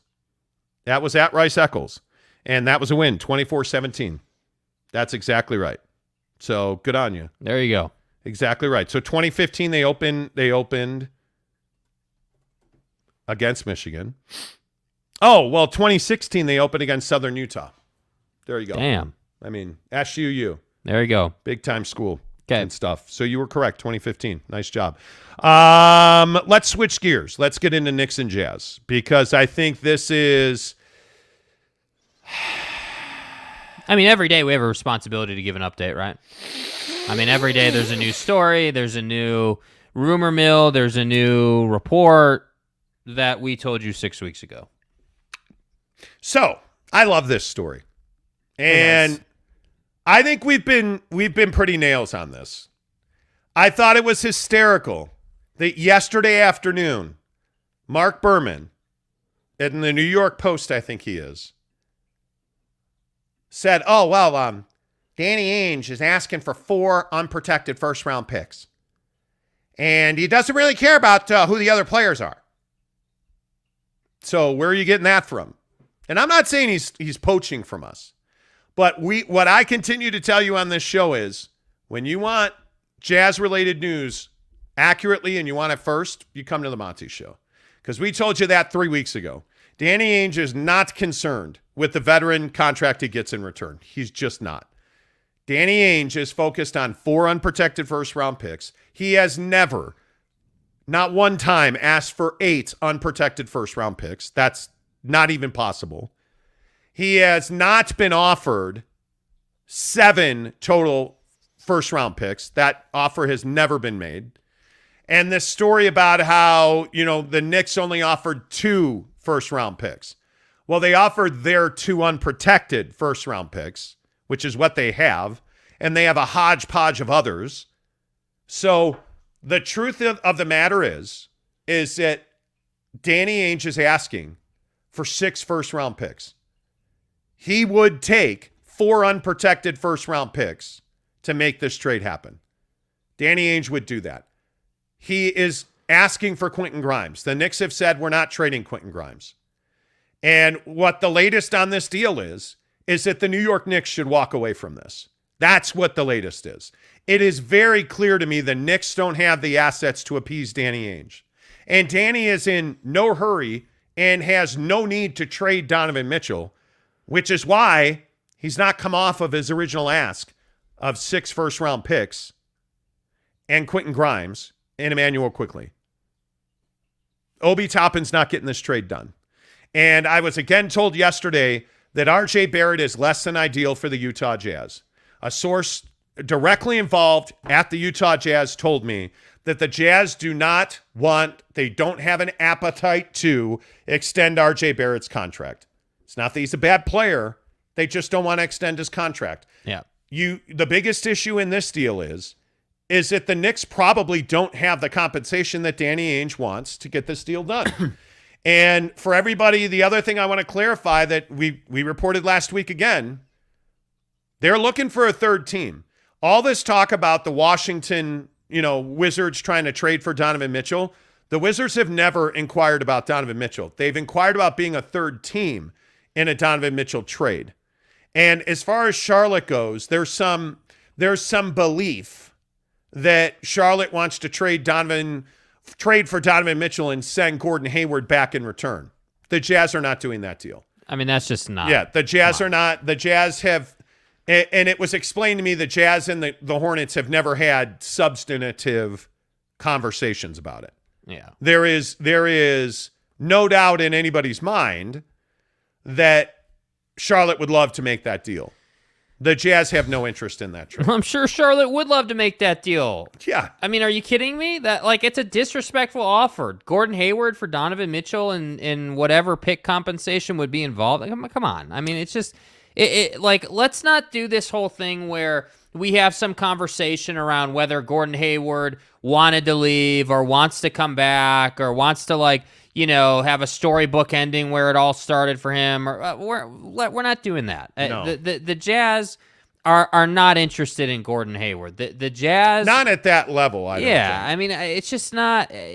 Gordon Hayward for Donovan Mitchell is just not even a talking point. It's not a conversation. Yeah, and I think that what's going on right now, just generally speaking, is the media is thirsty as hell right now. That's what's going on. The Kevin Durant, Kyrie Irving, Donovan Mitchell trade machine just churns along. And I think that right now, again, and I'm sure that the people that listen to this show regularly are probably burned out on it, as are we, of saying literally every day, hey, this is the price. Again, the beauty of YouTube. You will not find this on the radio or anywhere else. The beauty of YouTube is you can go back and listen to what we said weeks ago. And we said it weeks ago. It's 4 unprotected first-round picks. That's the starting point. And then you put players around that, and you have yourself a deal. If Leon Rose doesn't want to pay that price, then he can move along. I mean, that's just the business in the NBA. It is what it is, man. Yeah, I don't have any doubt that this deal could get done. And I think it gets done in the first week. If it's going to get done, I'd have to believe it gets done the first week of September. I think Patrick Beverley's a pretty important, trade chip in this conversation. which is why I think that you have to look at, what assets are available to be exchanged. And I think that there has to be a third team. But again, I just go back to what I said a minute ago. I do think it's time for the Knicks to walk away. Yeah. Because Danny Ainge is not going to take anything less than 4 unprotected first-round picks. I don't believe that he's going to take 2 and 3 garbage picks on top of that. It just doesn't make a lot of sense. For a guy in Donovan Mitchell, the real value here, in my opinion, in today's NBA market is 4 unprotected first-round picks. And I think when you look at what Donovan Mitchell brings to the floor, you're talking about a guy who's on the verge of becoming a superstar. He is not in his prime yet. He is only entering his prime at this point. He's, 25 years old. I mean, you have a real asset there. Giving that away for 2 first-round picks and a bunch of muddy water doesn't make a lot of sense if you're the Utah Jazz. Mm-hmm. And again, I just say if you're the New York Knicks, I would advise Leon Rose, walk away from this.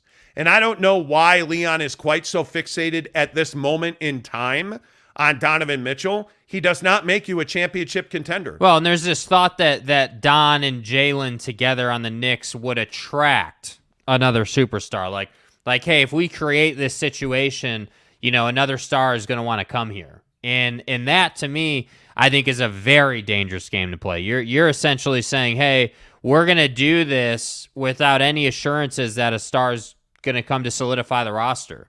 That's a dangerous game. That's a game that I would not be playing. I would not be doing the, hey, we're going to sign or trade for Don and give up all these assets in the hopes that Kevin Durant comes and joins the squad or whoever that player is. So I say, I just think that you can't force things in business. If it's not, if you're not that close, if you're at 2 unprotected picks and the price is 4, you're halfway to where you need to be. Like, I just want to put that into perspective. You are halfway to what the asking price is, and that's just not enough. Whether you think Don is worth 4 unprotected or he's not, the truth is, it doesn't matter what his stats say or what you think he's worth. What matters is what Danny Ainge is asking for. So that's why I say it's just simply a matter of, if they walk away from the deal, what else can they go and do? And being that they're so obsessed with this deal, it doesn't seem like they have a lot of other options. Yeah, I'm a little surprised that Leon's hung on this long. I think because we also were the first to report that Leon Rose became quite frustrated with Danny Ainge. I don't think there is animosity from Danny to Leon, but I absolutely think that Leon Rose is frustrated with Danny Ainge because this deal should have been done, frankly, a month ago. And it's not because Danny Ainge has not come off of that asking price. And again, I just refer back to what we talked about and what we've reported for the last month. And that is that Danny Ainge wants 6 first-round picks. Danny Ainge wants 4 unprotected first-round picks. Yeah. And I think Danny Ainge knows he has to have Quentin Grimes. And I think those are the ingredients to make this deal happen. And I think Leon Rose is not willing to do 2 of those 3 things. I think he's not willing to put anything more than his own 2 first-round unprotected picks in there. And he's not willing to trade Quentin Grimes. Yeah. And I think that's why I say, you can keep hammering away at a nail, but you're not going to make any progress on it. You guys know where you're at, and I think that's why the Knicks have been out trying to find a third team. I truly don't believe that Danny Ainge is efforting everything he can to trade Donovan Mitchell. And the other thing that was described to me yesterday was about this notion that Donovan can't possibly come back. Donovan Mitchell's well aware of what this situation is about. Donovan Mitchell has been in the loop on this from day one. The Knicks have been his number one. There was a lot of talk about Miami. Donovan Mitchell, I don't think has ever said, yeah, Miami would be my first choice. I think if Donovan Mitchell was asked today, if it was, hey, do you want to play for the Knicks or Miami? Right now today, I think he would take the Knicks. I think yesterday he would have taken the Knicks. I think tomorrow he's going to take the Knicks. And I think if he ended up in Miami, no, I don't think he'd be unhappy with that. But the plain and simple truth is Donovan Mitchell's been in the loop on this. This is not shocking. He's not reading Mark Berman in the Post to find out, what's going on with his trade situation. Danny Ainge, the Jazz, and Donovan Mitchell are in contact. They're in regular contact. This is not a surprise. So this idea that somehow Donovan Mitchell is shocked or disrespected He's or disappointed. Unnerved. To me, it just that report was total. That was bonkers. It's garbage. That just was not accurate. There was never a time where Donovan Mitchell was walking around saying, I'm unnerved or come on. Donovan Mitchell but that's bullshit. Donovan Mitchell was well aware that this Rudy Gobert trade was going to happen back to December. So this is not nothing new. Yeah. The biggest question is, what is Leon Rose's threshold for frustration?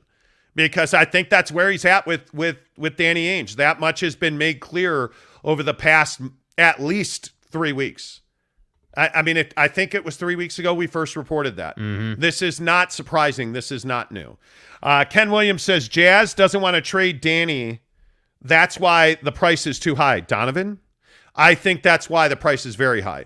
Yeah. I think that's why the price is very, very high. Yeah. I think when you look at where the Jazz are, I think it's one of those things where you have to find a way. And this is just my opinion. Mm-hmm. If you are Danny Ainge, you have to find a way to keep the Knicks engaged. Right. Because if you can get 4 first-round picks, I think you have to do that. I just don't think there's any doubt about that. Donovan Mitchell's value to you is 4 first-round picks. This is one of those rare situations where you don't have to make that move. You just don't have to do that. Yeah. So if you do trade Donovan Mitchell, this is a guy that's 25. He's not in his prime yet.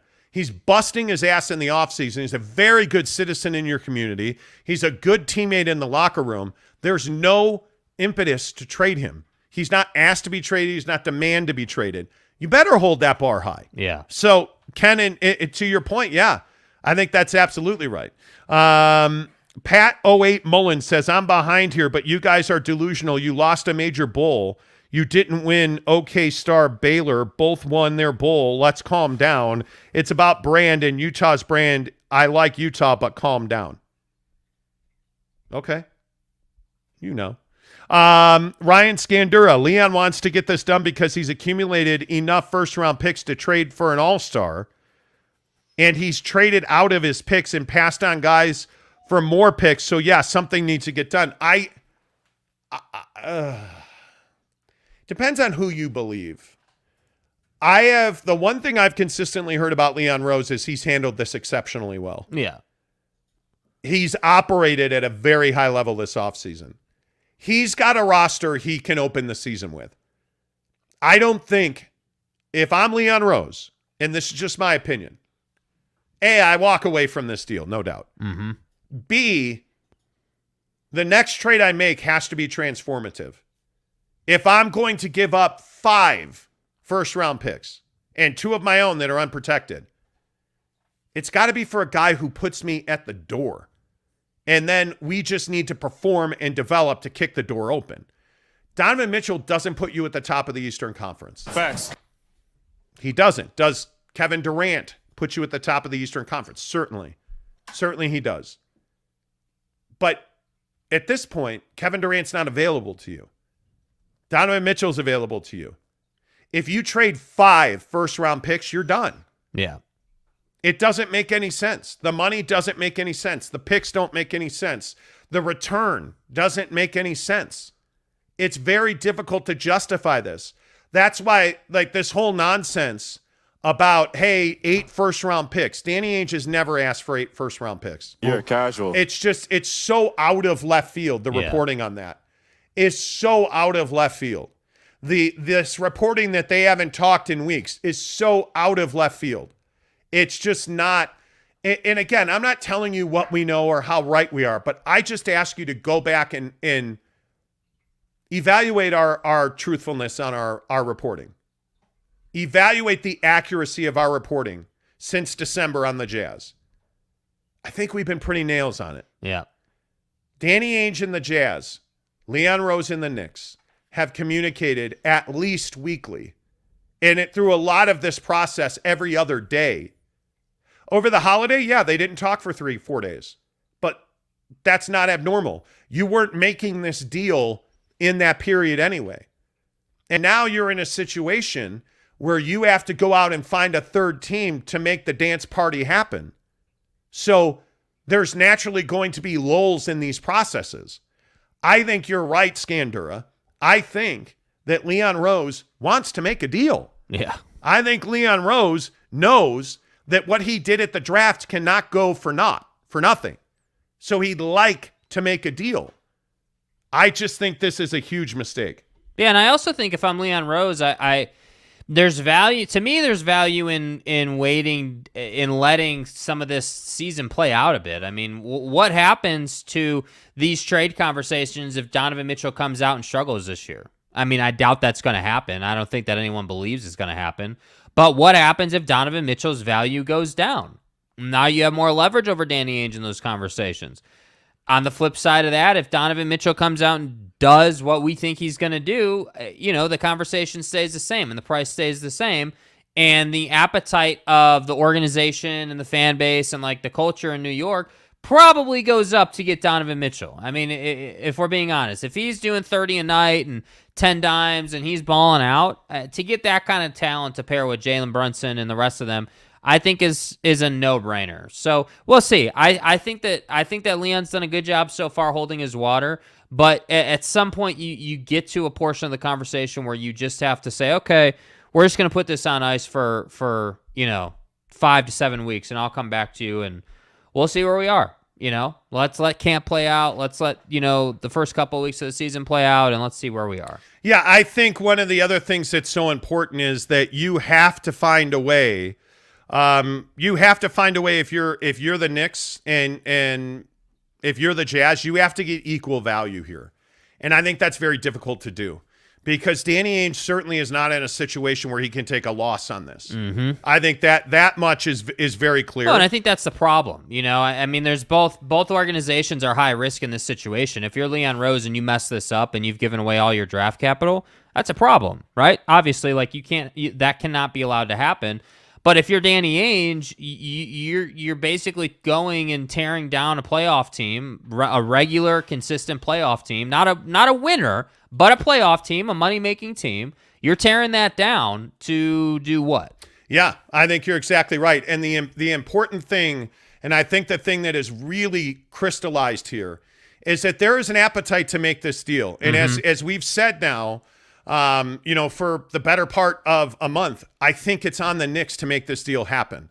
I think I've been told by our sources at the Jazz very clearly, Danny's open for business on Donovan Mitchell in one sense, to the New York Knicks, for one team, to the New York Knicks, for 4 unprotected first-round picks and a package of players. And again, I would just caution you, when you're in the Knicks position here, this deal cannot go south.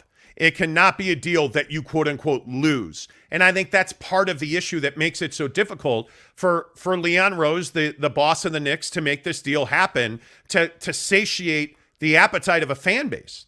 And I think with the Knicks, you're in such a good position now that I think it's very difficult if you're the Knicks to even get anywhere near losing this deal. And how much does the Kevin really Durant situation affect the Donovan Mitchell situation? Because if you're the Knicks, you have the resources to go and chase Kevin Durant, obviously, and to have that conversation with Brooklyn. But again, it's kind of funny the position Leon Rose, again, the boss of the Knicks, finds himself in. In one hand, you have Danny Ainge, who's asking for more probably than Donovan Mitchell is worth. I mean, I think we can agree that Don is not worth 4 unprotected first-round picks, but that is the price right now because of the position the Utah Jazz are in. In the other hand, you have Kevin Durant, who is my favorite player in the league, admittedly, but who is a malcontent right now, who has this whole thing about fixing his reputation now that he's asked out of Brooklyn. And so Brooklyn wants a haul for that. So the difference is, if I'm Leon Rose comparing these two players, at least I know with Kevin Durant, he puts me at the top of the Eastern Conference.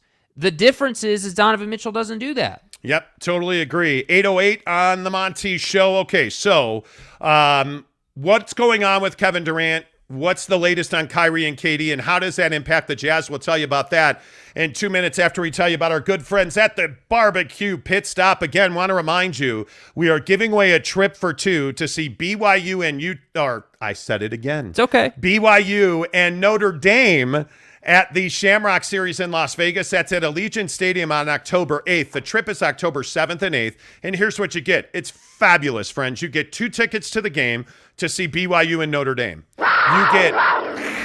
You get 2 nights at the Palms Resort Hotel and Casino in Las Vegas, and we're giving you a $250 gas card to get you there. And it's all thanks to our friends at Barbecue Pit Stop in Logan, Lehigh, Layton, St. George, and of course our good friends in Murray.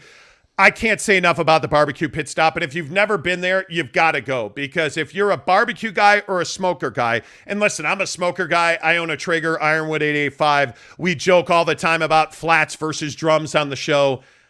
I only learned how to use a smoker. I was all intimidated about it. I was scared. Like, I don't know how to do that. Let me get some charcoal briquettes. Right. No, friends, let's change your life. Let's get you into a Yoder smoker, a Traeger smoker. How about a big green egg? They've got it all at the Barbecue Pit Stop in Logan, Lehigh, Layton, Murray, and St. George. Just go in the store. You can ask them questions. How do you smoke a brisket? How do I smoke wings? Well, I can tell you right now, they taught me how to make wings on a Traeger. It's 35 minutes at 450 degrees. But first, you got to take those drumettes, not flats, because, Jake, we don't do flats on this show, right? I guess not. I guess that's a new rule. You take those drumettes, you mix them up in a bowl with some of that Kinder Italian seasoning that you can get at Barbecue Pit Stop. Italian Chop House seasoning. Oh, I love it so much. You preheat that Traeger, you put in the pellets, get a bag of Competition Series pellets at Barbecue Pit Stop, smoke those wings, the best wings you've ever had, 35 minutes on the Traeger, good to go. Get all that knowledge at Barbecue Pit Stop. We'll be at Barbecue Pit Stop in Lehigh September 17th for our watch party. Oregon and BYU at halftime of that game.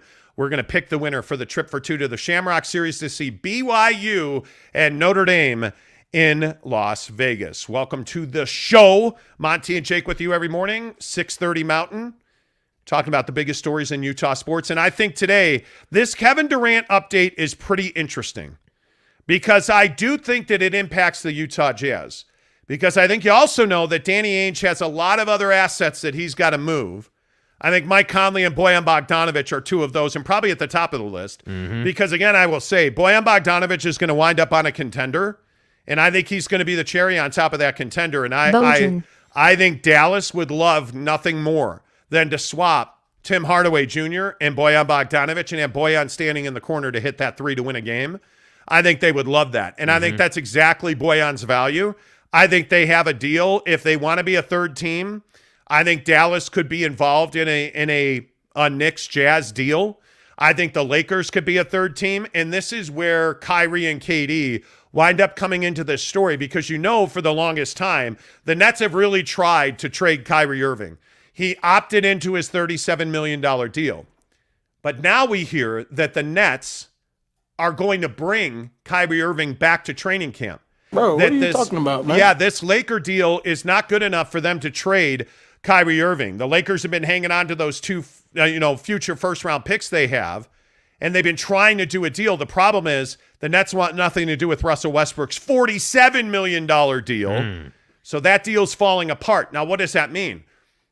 That means the Lakers have assets to make a trade. And that means that maybe this is where Leon Rose is going to get those two extra first-round picks that the Jazz need to pry Donovan Mitchell out of Salt Lake City.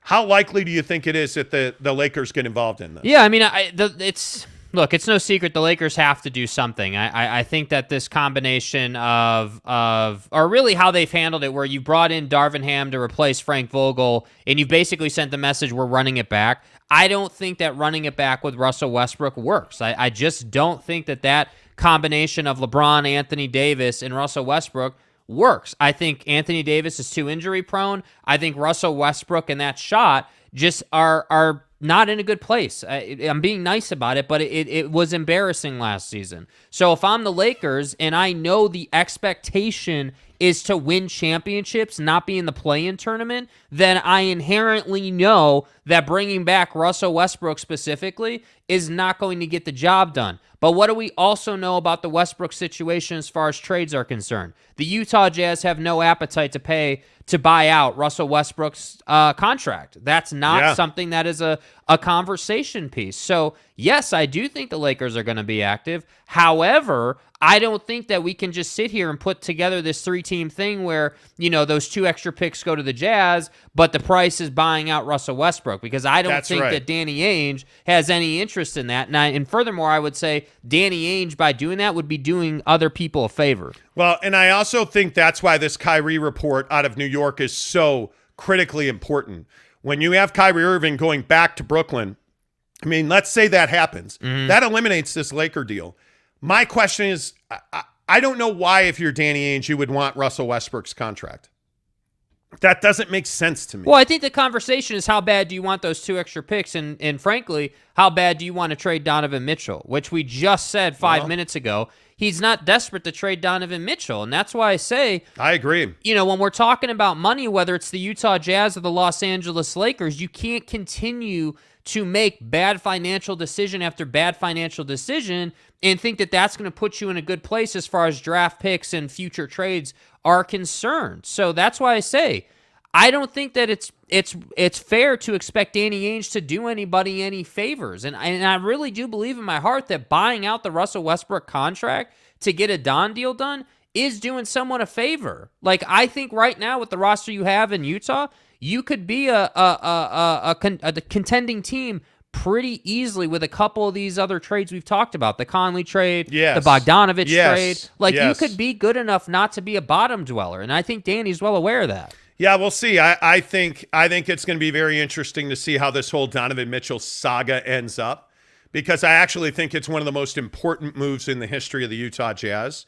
And I think when you're looking at the way the Jazz have done business, this Kyrie Irving report historically would be bad news for the Jazz. I think with Danny Ainge operating and with Danny Ainge running the Jazz, I think this is actually very good news for the Jazz, because I think it gives Danny a little more flexibility and it brings in other assets you wouldn't otherwise have access to. So if I had to guess, and here on August 23rd, if you were asking me to guess, I would tell you Donovan Mitchell winds up in New York the first week of September. I think it's 65-35 that trade gets. I think the right way to say that is, I'd put it at 65-35 that Donovan goes to camp with the Jazz.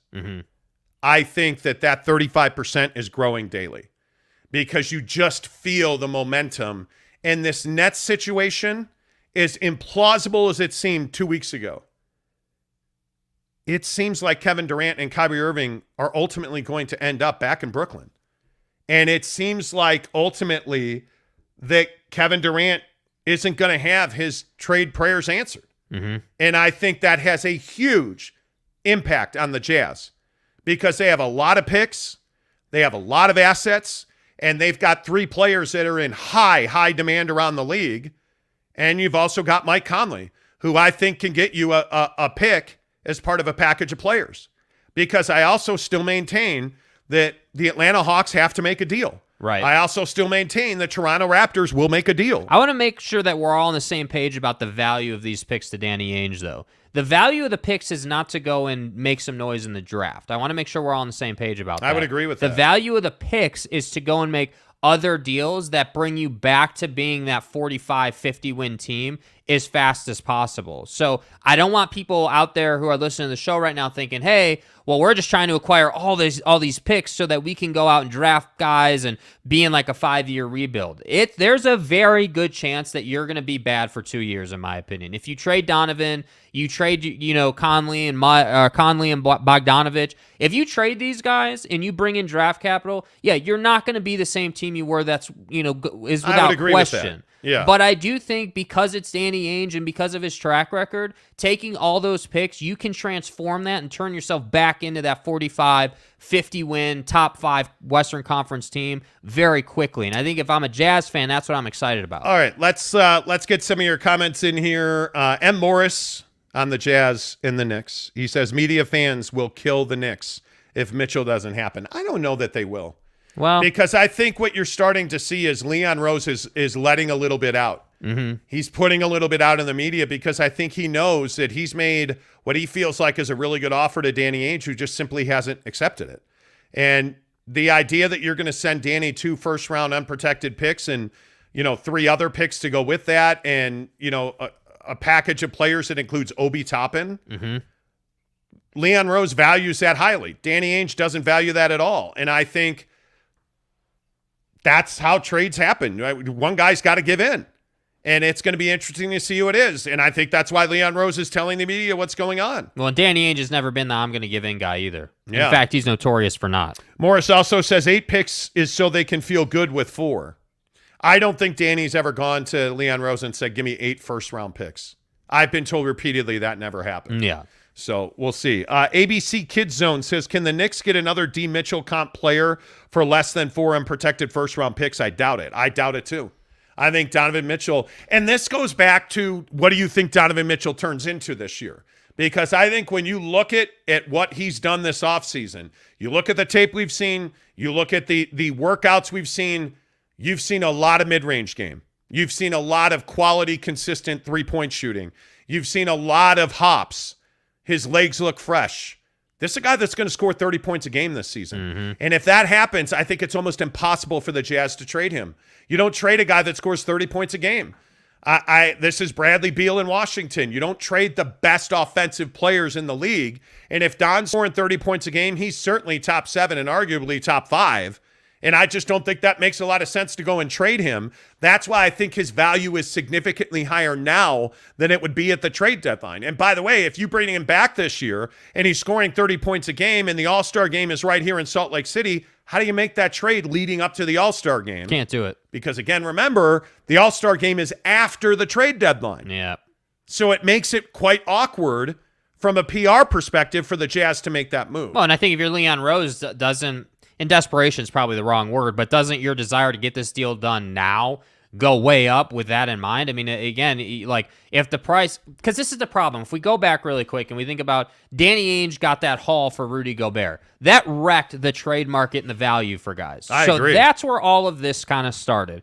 So now you get the Rudy Gobert deal done, the Kevin Durant stuff comes out, then the Knicks stuff starts happening. So if you're Leon Rose, your timing, again, with all due respect, wasn't great. It would have been nice for you to be in the news cycle and to be having this conversation well before that Gobert deal went down, because I think then Donovan's price would have been much lower. But everything is shifted in Danny's favor. Hey, I got this for Gobert. By the way, I don't want to trade Don, so why would I acquiesce? Why would I compromise? And that's why I think it's a gridlock. That's why I think there's a good chance, in my opinion, that Don comes to camp as a Utah Jazz man. Yep, I agree. Brett Robbins says, got different work hours, so I can never watch the live show, but still support you guys. Keep up the good work. I appreciate you. Appreciate you watching the show when you're not working.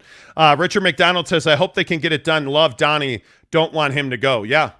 Can't get it done, excuse me. Yeah. And I think that's part of the grind here is that Donovan Mitchell has a pretty strong fan base here. And I think it'd be awfully difficult to justify both Gobert and Don. Hey, 45 looks much nicer. If you're a Jazz fan, it's easier to buy that highlighter yellow uniform with a 45 on it. No, it's not. Right? Come on. No, it's not. Come on. Come on now. No, I won't. I'm not doing it. Top Junkie says, where else will Danny Fleece get this type of package other than New York? If the Knicks walk, Danny misses out on 5 first-round picks because he got greedy. I don't think it's greedy. I think it's smart business. Danny Ainge doesn't have to do this deal. He's got a boatload of picks already. This is not a deal he's desperate to make. Yeah. Danny Ainge, and I know this frustrates Knicks fans, but Danny Ainge is in the catbird seat. Yeah. And this is why you see all the Utah Jazz fans saying, I hope this deal doesn't happen. He doesn't have to make this deal. He doesn't. He's got one of the best young scorers in the league right now. And if you can get 5 first-round picks, hey, that's great. But I just don't think you need to make this deal. I really don't. Don't forget the Royce O'Neal trade. Everyone forgets that. That was at the very beginning of the offseason. He's a Brooklyn Net now. First-round pick. You got a 2023 first-round pick out of that. Again, and I know it's only one pick, but when we're talking about this Don deal and hey, when's it going to happen or what are the ramifications, you're right. Danny does have a stockpile of picks right now. So it's not as though he's got none and he needs those. It would just be nice to have. Well, and Top Junkie also says Ainge also has DM adding wins to a 23 tanking team. They're not tanking. I just disagree. They're not tanking. Yeah. There's nothing that the Jazz have done to this point that says they're tanking. Okay, well, they traded Rudy Gobert. Well, I mean, you had to trade Rudy Gobert. He was a guy that was an offensive liability, and really most of the time in the playoffs, a defensive liability late in games, who was making 23% of your salary cap. Mm-hmm. That's not a way to do business. I don't think. Ryan Scandura says, I think Donovan Mitchell can be a top 10 player in the league. I think Donovan Mitchell can be the best scorer in the league. Yeah. He's 25 years old. I think Donovan Mitchell's upside is immeasurable. Immeasurable. There's just no way to do that. Let's see. Talking with Raphael podcast says, I see that we're missing a point guard, shooting forward, and power forward, but that's a casual way of saying it. What do you see as a must to add for the Jazz? You got to get a big, because Azubuike's not a starting 5 in the NBA. Y'all feel me? You've got to get a legitimate 5. And if that's Vanderbilt and you want to play smaller, I mean, this is why I wonder, where is Hassan Whiteside? And what is Hassan Whiteside doing? Mm-hmm. Is he a guy that you would bring back? I mean, he was remarkably inconsistent on the mental side of the game last year. Yeah, I definitely don't think you want him starting for you. Yeah. Ryan Scandura says, I'll be honest, there's plenty of teams that can offer 2 unprotected first. Yeah, there is. A ton of them. ABC Kid Zone says, spill the beans. Which teams are considering trading for Patrick Beverley? I think there's probably half a dozen teams that would like to have Patrick Beverley. I've heard a lot about the Bulls. The Bulls and the Jazz formed an interesting relationship over the Rudy Gobert negotiations. They texted. I would keep an eye on that. I'd absolutely keep an eye on that. Mm-hmm. I feel pretty good that there's about half a dozen teams that like Pat Bev. And I think the interesting one is, I don't know. I wonder about Milwaukee and Patrick Beverley, because I think Milwaukee knows they need that tenacity. They know they didn't have that tenacity last year. Well, and I think this is where the third team dynamic comes in. You know, that Patrick Beverley is a guy who obviously is he's like PJ Tucker, 1-year deals, and I want to bounce around, and I just want to consistently be on a team that's playing for a championship. That's all I care about. I don't care about the 18-year deal that's worth $1 billion. I just want 1-year deals that are worth fair valuation so I can play meaningful basketball. And the other team I'd watch is Philadelphia. I think Philadelphia is a very quiet operating team, under the radar, behind the scenes. Mm-hmm. And I think Philadelphia is, I think that's a guy I'd watch. Yeah, that's a team I'd watch for a guy like Patrick Beverley. Marlon Shaw says, if they do the deal, I hope it's with the Knicks. Give the Knicks history. We don't have to worry about it coming back to bite us in the backside. Wow. That hurts. I mean, I think that, so this conversation around if the deal goes down and it is executed, how will 3 years from now, will we look back at this deal? Will we say, hey, this right here on, let's call it September 3rd or whenever the deal goes down, on that day when the deal goes down, how will Utah Jazz fans and people like us look back on that trade? Will we say, hey, the day that Donovan Mitchell got traded, that was day one of this rise to NBA championship level? Will we be able to look back and say that? Or will we look back and say, that was the beginning of the end, this has been a bad team, and even though, the Utah Jazz did some nice things, like with the TV deal, let's say, or any of those other conversations, like with their jerseys, let's say, anything besides basketball, they've done some nice things, they're still just the Utah Jazz. They're a bad team, and it just is what it is. How will it be remembered? I'm curious about that. Yeah.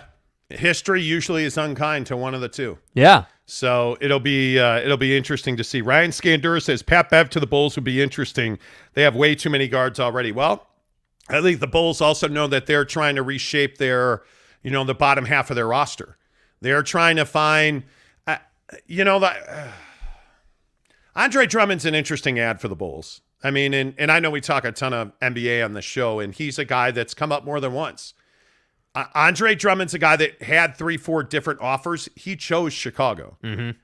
And I think it's interesting to see the culture and the desire to play defensive basketball again in Chicago, because they have all the offense you need. The question is, if you replace any of their second guards off the bench with Patrick Beverley, How much better are you? If you replace an Alex Caruso with a Patrick Beverley, how much better are you? Yeah, I mean, I think, if I'm just being honest, all jokes aside about Alex Caruso, like, I think you're improving. I think Pat You're Beverley. better. Yeah, I mean, I just don't think you can doubt that. Pat Beverley. The thing with Pat Bev is he has the experience. Like, he has the ability to go and break Devin Booker's nose in the playoff and not get ejected for it. Like, he has the ability to be a problem for Kevin Durant. Like, he can do these things and be that pest. He's the guy you want on your team, but you hate if he's on the other team. Absolutely. So I think that's the greatness of Pat Bev, and he's cheap and he's non-committal. So I don't know. I think he's the guy. If I'm the Utah Jazz, he's not going to be on this team. I'm going to leverage Pat Bev and his ability in the league, and I'm going to go out and try to find either another trade partner or a third team to get the Don deal done. That's what you use him for. Jake, Hullabilly says he's leaving and he's moving to New York on September 3rd. Damn. Come on, man. Jackson Heaton says, with all the uncertainty around the Jazz right now, I'm glad we have Danny and Ryan steering the ship. We just got to trust them. They have a plan, and they aren't stupid. See, how much do you trust them? That. How much do you trust? I agree with it. I agree. But I think it's a very fair question with the jersey rollout and the TV situation. Where are you guys at on as far as the trust level with Ryan Smith? I mean, do you believe that Ryan Smith is going to make a difference? Do you believe that this is just another owner? Like, where are you guys at?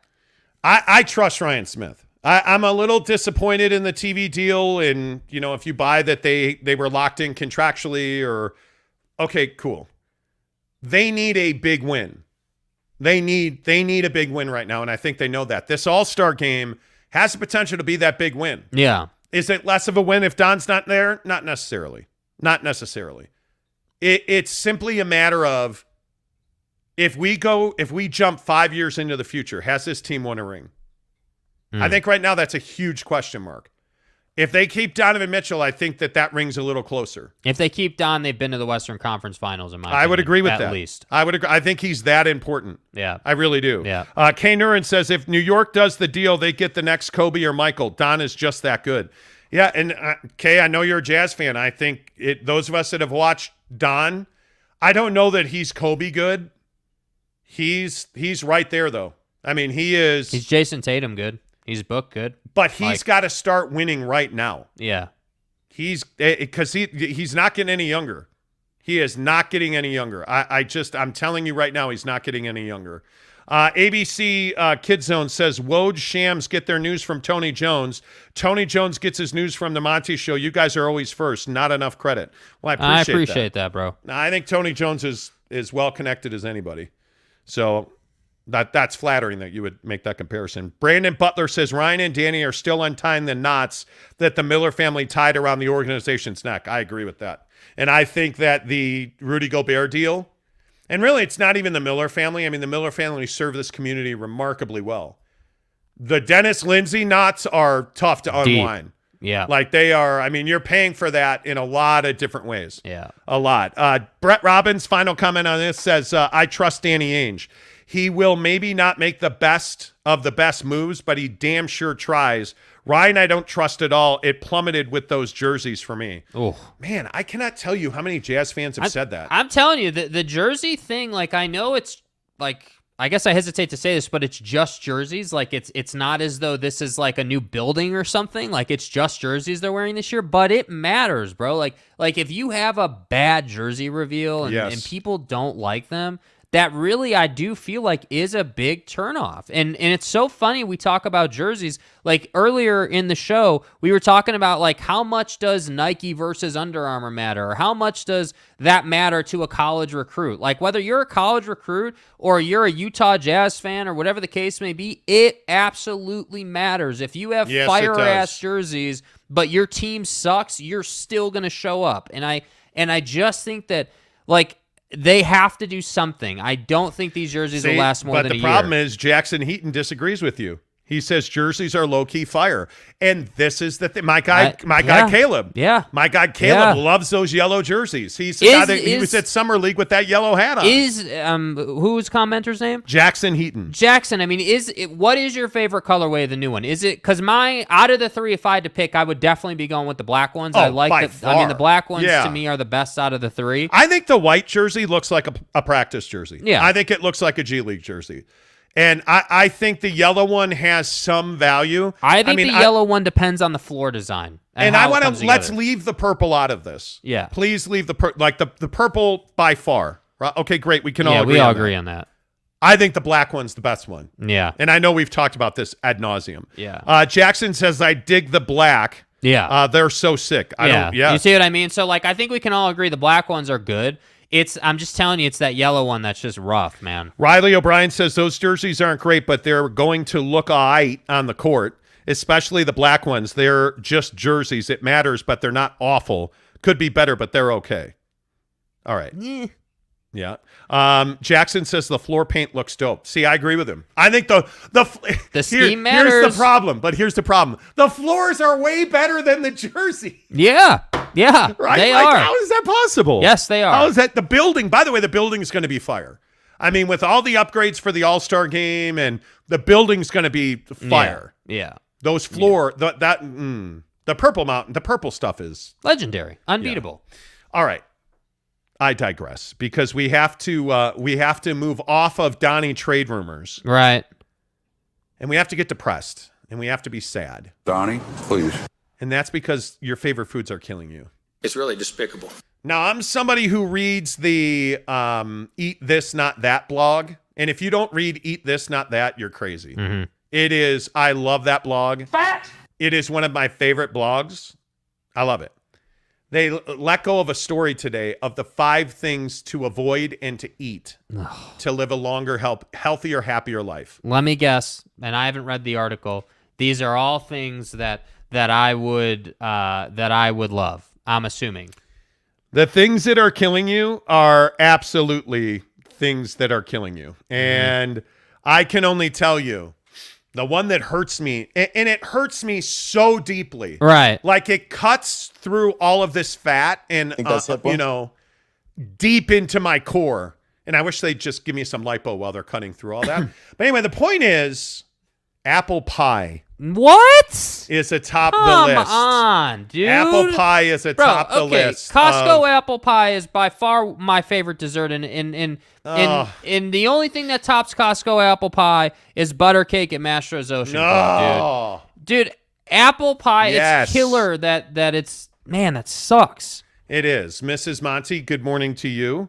I must. That was one of the top things on the list. Apple pie to avoid. Yes, apple pie is one of the, and believe it or not. What number is this? Believe it or not. Well, they group them all together of the things you should avoid. Here are the things you should avoid. Number 4 is ultra processed foods. Well, duh. And number 1 on the ultra processed foods list is apple pie. Fat. It's terrible. Dang. They say ultra processed food include French fries, corn chips, rather than vegetable corn. And apple pie. Unfortunately, ultra-processed foods like apple pie are abundant at the grocery store and restaurants, but they don't have to be fully eliminated to maintain a healthy diet. Try indulging in 1 serving per meal.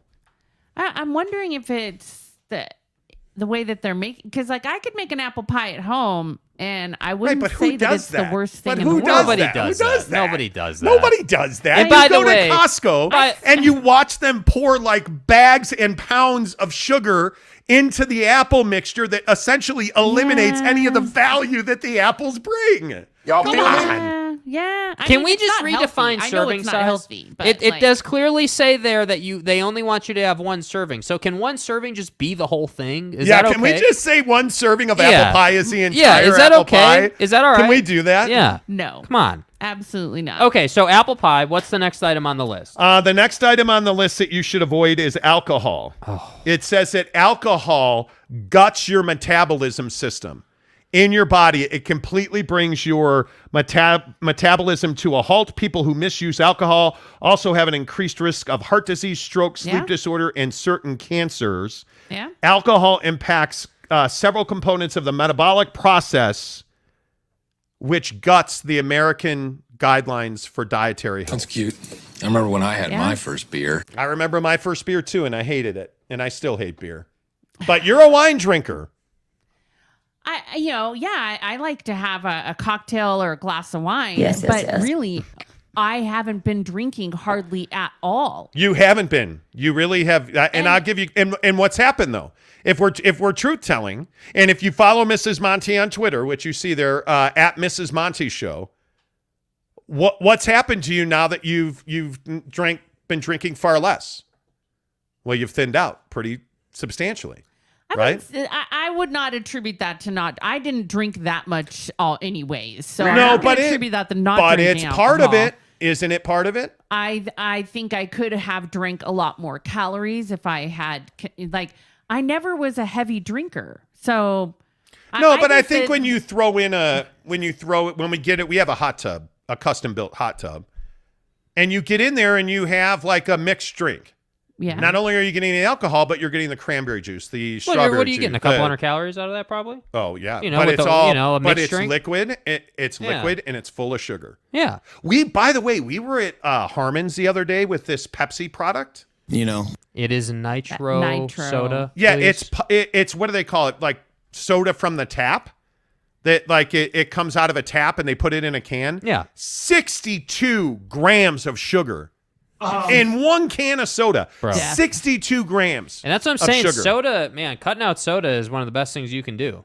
Yeah. By the way, one of the other foods, not to interrupt you, Mrs. Monty, but one of the other foods they say you must eliminate, potato chips. Come on. Like, aren't these all our favorite things? There's what did I say the other thing was? French fries. Dang. Yeah. I love Ruffles French I was fries. reading an article about French fries, and when you have to use such a high heat, it's the same thing for Yes. meats. But when you have to use a high heat, it creates like a chemical that's really not good for you. One of the carcinogen. Look at you, Mrs. Monty, you genius. One of the things on this list: well done red meat. That's why we don't do red meat. That's why we don't do well done red meat. Charbroiled red meat is Charbroiled supposedly stocked with carcinogens. But again, not just because they advertise on the show. Get a smoker, bro. That's why smokers are partially better, man, because you're not getting that charcoal sort of carcinogens, I guess is the word. It's when different. the grill marks that you get when you put it on a grill, or like if you go to a Mastro's or a Ruth's Chris and you see those char grill marks on your steak, those apparently are bad for you. It's a flame grilled piece of meat. That's different than burning a pellet that creates heat and smoke. That's different. So either way though. I just love all these foods. Yeah. Anyway, so we love all these foods, and they're killing us. They're killing. You can what we're double saying. down on the bad by like getting a McDonald's apple pie, because they it's not only full of sugar and fat, like they deep fry. But what did you say, Jake, this morning? Somebody introduced like a new French toast stick. Oh yeah, or something? Wendy's is on a full marketing campaign about how they've rolled out French toast sticks as part of their breakfast menu. And I'm just here to tell you, I'm never getting French toast sticks. But dude, I gotta tell you, I get French toast sticks every time I go to McDonald's in the form of a McGriddle. Yeah, that thing is amazing. The McGriddle's bomb. And they're horrible for you. Oh, that terrible! Thing is full of sugar and crap. Terrible for you. Terrible. By the way, I also get a sausage McGriddle, which is terrible for you. Yeah. They say processed meats. One of the things I ate a ton of salami as a kid. Right. Growing up Italian, let me tell you, I ate a ton. So a couple other things I want to put on here. The type of whole grain that you eat. Right. Millet is apparently terrible for you. Millet. Really? Millet. Yeah, it almost brings your thyroid to a complete stop. Really? Yes. They say that you are much better off with whole wheat, quinoa. Quinoa. The quinoa. Thank you. You're welcome. Whole wheat, quinoa, rice, or sorghum. Are we clear on that? Sorghum. They say that millet brings your thyroid to a complete stop. Okay, so I wonder how much millet you'd have to eat. But hold on, is that. millet in oatmeal, or like no, where do you find grain. millet? It's a very tiny grain. We don't use it very much here in the U.S. Not at all. Yeah. It is. It says that it damages your thyroid function, and also it apparently brings on iodine deficiency. Millet is one of the worst foods that zaps your system of iodine. Jeez. I've never heard this. Yeah, it's crazy. By the way, to just ruin your day a little more with this story. Right, yeah. Okay. Let me just torpedo your happiness. Right. The number one food you should avoid. Does anybody want to take a guess?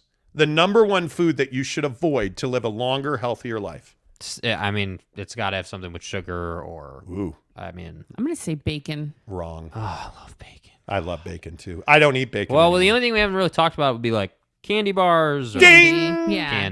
Candy. It may not be a shock that candy isn't helping our health, but even more devastating side effects of excess candy consumption include cardiometabolic syndrome and added sugars, namely those above 50 grams a day. I'm screwed. So if you eat more than 50 grams a day of added sugar, specifically confection sugar, so they talk about candy, but they also mention baked goods, donuts, anything more than 50 grams a day. 1 can of Pepsi Nitro. Yeah. 63 But grams. is that the same though? Yeah. It's the same.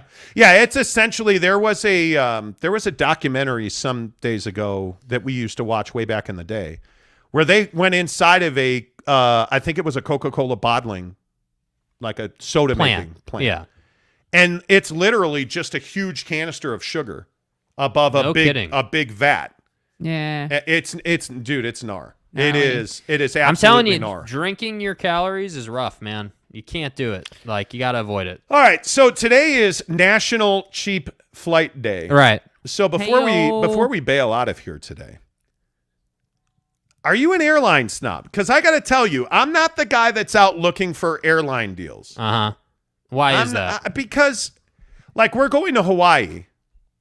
What are you looking at on your phone, Mrs. Monty? You look rather compelled. Oh, I'm sorry. She just looked like, hey, I'm holding my phone. Come over and ask me what I'm looking at. We're going to Hawaii in 2 weeks. Right. And actually, geez, you guys. I know. It's a week from Friday. I know, dude. I'm ready. I know. Come on, By the way, how ready are we? Incredibly so ready. ready. Incredibly ready. Man. By the way, we're doing shows in Hawaii, so I don't want comments about how we're taking 2 weeks off, because we're not. We're not. We're doing shows while we're in Hawaii. Yes. But we're flying to Hawaii. My sister-in-law, Britt's sister, is getting married. Yeah. And then, so we're going to spend a week on Kona, and then we're doing 5 days on Maui. Hell yeah. And we're flying first class on Delta. Hell yeah. Now, listen, I'm better than you. I'm better looking. We. Yeah, me and Mrs. Monty are better That's than... not very nice. That's not very nice. It's rough and Tough crowd today. Anyway. No, I'm kidding. So we're flying first class on Delta. Right. Yes. Yeah. And we had this discussion preparing for the show last night. Mm-hmm. Are you somebody that can lower yourself? Okay, like pick up the microphone. Are you somebody that can lower yourself down here to fly Southwest Airlines? Obviously not. I can for a short local flight. For like you can. If I could get, like if I needed to fly to Phoenix, and I wanted to just go for the weekend, I'd be more likely to do, two $59 flights if that was an option. The thing is like it's not normally an option. So, but if I did have a route where if it was like a popular route like LA to Phoenix, LA to Vegas, short flights like that, Southwest I'm good with. I have done a few business flights where that's like the best route to get wherever I'm going. But overall, I'm not a huge Southwester. Mm-hmm. All right. Well, how about we tell you the ranking of the airlines that have the highest satisfaction score. Okay. The list, which was put out January 28th of this year, ranked the 9 largest U.S. airlines based on their performance across 7 categories: on time, canceled flights, extreme delays, tarmac waits longer than 2 hours, lost or mishandled luggage, and passengers being involuntarily bumped from flights. The worst ranking, number 9, JetBlue. I'm a little surprised by that. I've flown JetBlue. And I know, Mrs. Monty, you have as well. Yeah, it's been a long time, though, because they don't fly anywhere where I am. So yeah, they're just regional, right? But yeah, but they have very select routes. They have limited routes, right? But back in the day when I was working at 95.7 The Game and KMBR in San Francisco, I lived in LA and I used to fly back and forth all the time on JetBlue. Yeah, and it was great. That was into Long Beach Airport 11 years ago. That was 12 years ago. Right. So, right? I mean, yeah, back then I had flown them a few times, but it was always very rare. Yes. I did love that they gave you a cookie And I do love Long Beach Airport. I love Long Beach Airport. Yeah, if you've The never best been, airport. it's phenomenal. Next on the list. Worst, number 9, JetBlue. Right. Number 8, not surprising at all, Spirit Airlines. Yeah, I can't do it. I have never said I would do that. Who? Tied for number 6 and 7, Yeah. Frontier and American Airlines. American? American Air. Can you Wow. believe that American Airlines, a major American carrier? That far down. Yeah. I wonder what it is. I mean, I have to think that a lot of this, you listed some of the criteria, but I have to think that a lot of it is just that consumer experience, man. Like, you know, the time that we're not allowed to talk about on YouTube because YouTube doesn't like letting us talk about it. With the mask and the stuff with in the your arm. mask and the stuff, really affected the airline. So clearly, Well, and they haven't recovered yet. yeah, and that's what I was going to say. Just like anything else in life, I'm guessing the big boys were able to sustain a little better than maybe American or JetBlue or, some of these other ones. So here are the 5 highest rated airlines Right. in the U.S. And this is shocking because I would never fly Allegiant. Nah. I've never flown it. Number 4, United Airlines. Okay. Number 3, Mrs. Monty, Southwest Airlines. Doesn't surprise me. Yeah. Number 2 is Alaska Airlines. Huh, which The Yeah. most terrifying flight I've ever had Yeah, no, I'm good. was Los Angeles to Reno, South Lake Tahoe, on a turboprop plane, and I was terrified the entire time. I almost died. It was I'm many. good. That had to be 2007 You're fine. for my birthday. I almost This is a died. code 10 aboard. Oh my gosh. A little pee came out. I almost died. Yeah, no, I'm good. Number 1, Delta Airlines. Let's go, baby. Delta, our hometown airline, Delta Airlines. Yeah, big fan of Now, Delta. I man. think it's important to read this one last thing about this story. The analysis found that JetBlue had the highest rate of extreme delays and incidents where passengers had to wait on the tarmac for at least 2 hours. Ugh.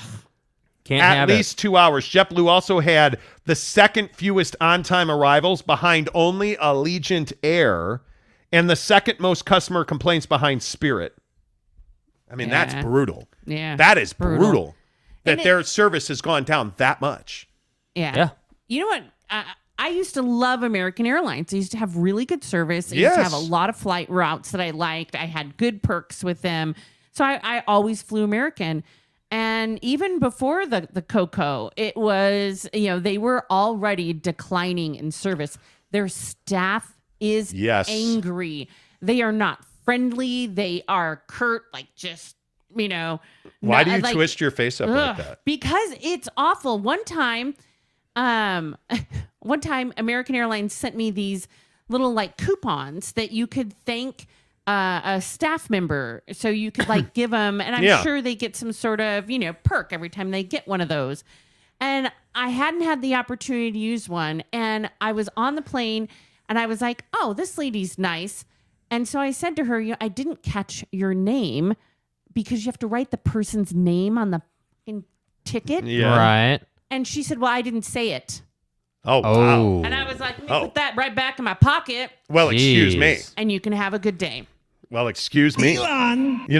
Exactly. Like, the funny are you thing in is, service or not? Like, are you supposed to be customer service or not? But look at these comments. Marlon Shaw says, wow, American is my favorite.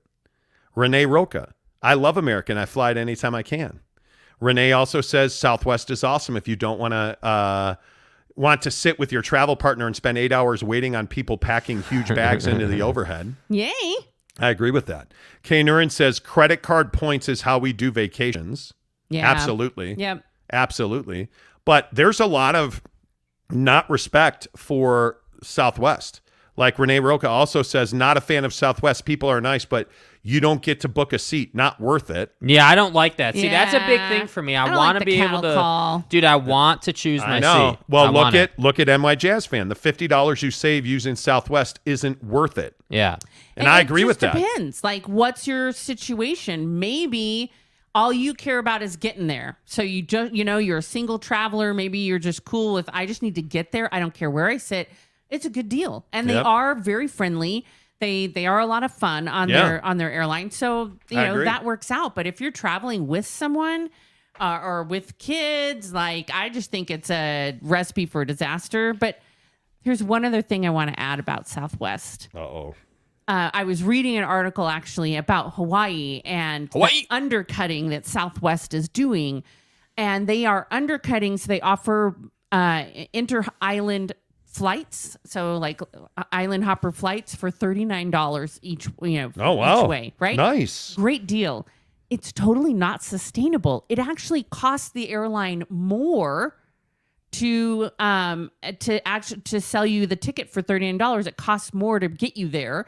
So all of the fees they have to pay, fuel, everything, staff.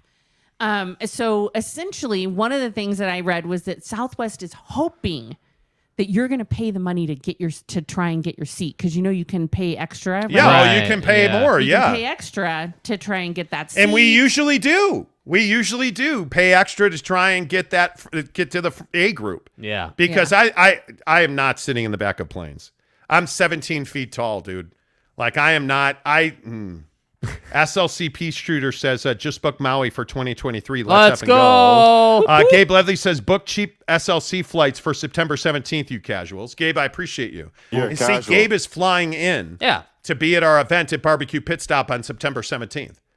And I am really excited about that. By the way, we're smoking pizza there. We're smoking wings there. You're going to get the first-hand experience of the greatness. It's going to be amazing. Yeah, come on. It's going to be amazing. Come on. Ruff's officials upset. Oh, God. Uh-oh. Says the people who look down at their nose at Southwest probably have a ton of credit card debt. I don't have any zero credit card debt. Yeah, don't have but credit I card debt. understand what you're saying. Like, Southwest serves a purpose. Now, the stuff they do, like, you just have to be willing. You got to be willing to stand in line. Don't fly Southwest out of Long Beach Airport in California. I've never seen such insane lines that are way outside of their tiny terminal, hours long of waiting to check in. I was like, oh my God. Yeah. No. What is this? No, Southwest. I'm good. Okay, I'm good. I'm not on Southwest. Yeah. I just can't do it. I just can't do it. I cannot do it. What you can do is buy that house you've always dreamed of. I want to, before we get out of here, I want to remind you, this hour of the show brought to you by Dever Davis at Academy Mortgage. And we seem to talk about this all the time. Can you afford? I don't have a down payment. I can't buy a house. Sure you can. Dever Davis at Academy Mortgage is your guy. He's done 3 mortgages for me.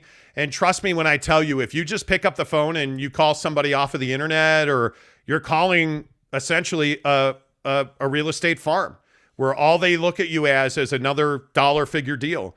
When you call a guy like Devery Davis, you're a client of Devery Davis. You're somebody that is important to Devery Davis because he cares about the outcome of your deal, because he wants your business on repeat. He wants your business, your friend's business, your family's business.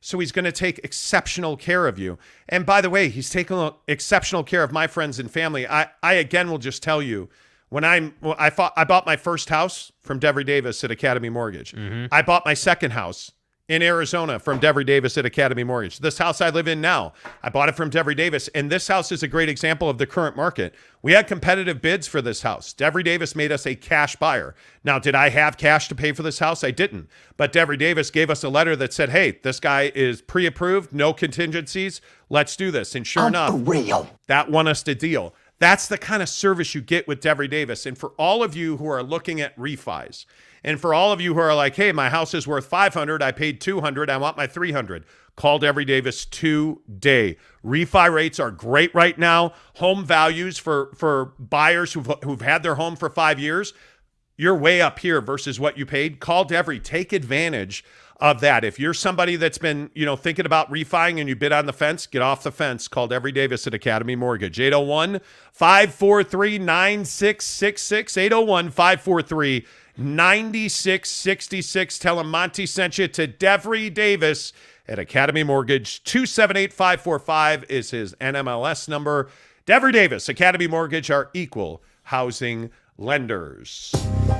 Show flew by today. Very fast. Thank you to everybody who watched the show. Again, get to your local barbecue pit stop. Any other 5 Utah locations, Layton, Lehigh, Logan, Salt Lake City, and St. George. There's an enter to win box. Let us send you to Vegas. You get 2 nights at the Palms Casino Resort Hotel, 2 tickets to see BYU and Notre Dame at the Shamrock Series at Allegiant Stadium, October 7th and 8th.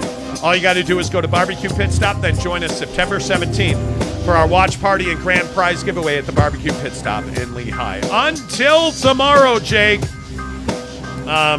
Say drums over flats. Drums over flats in the cubicle camp. Bye-bye. Bye.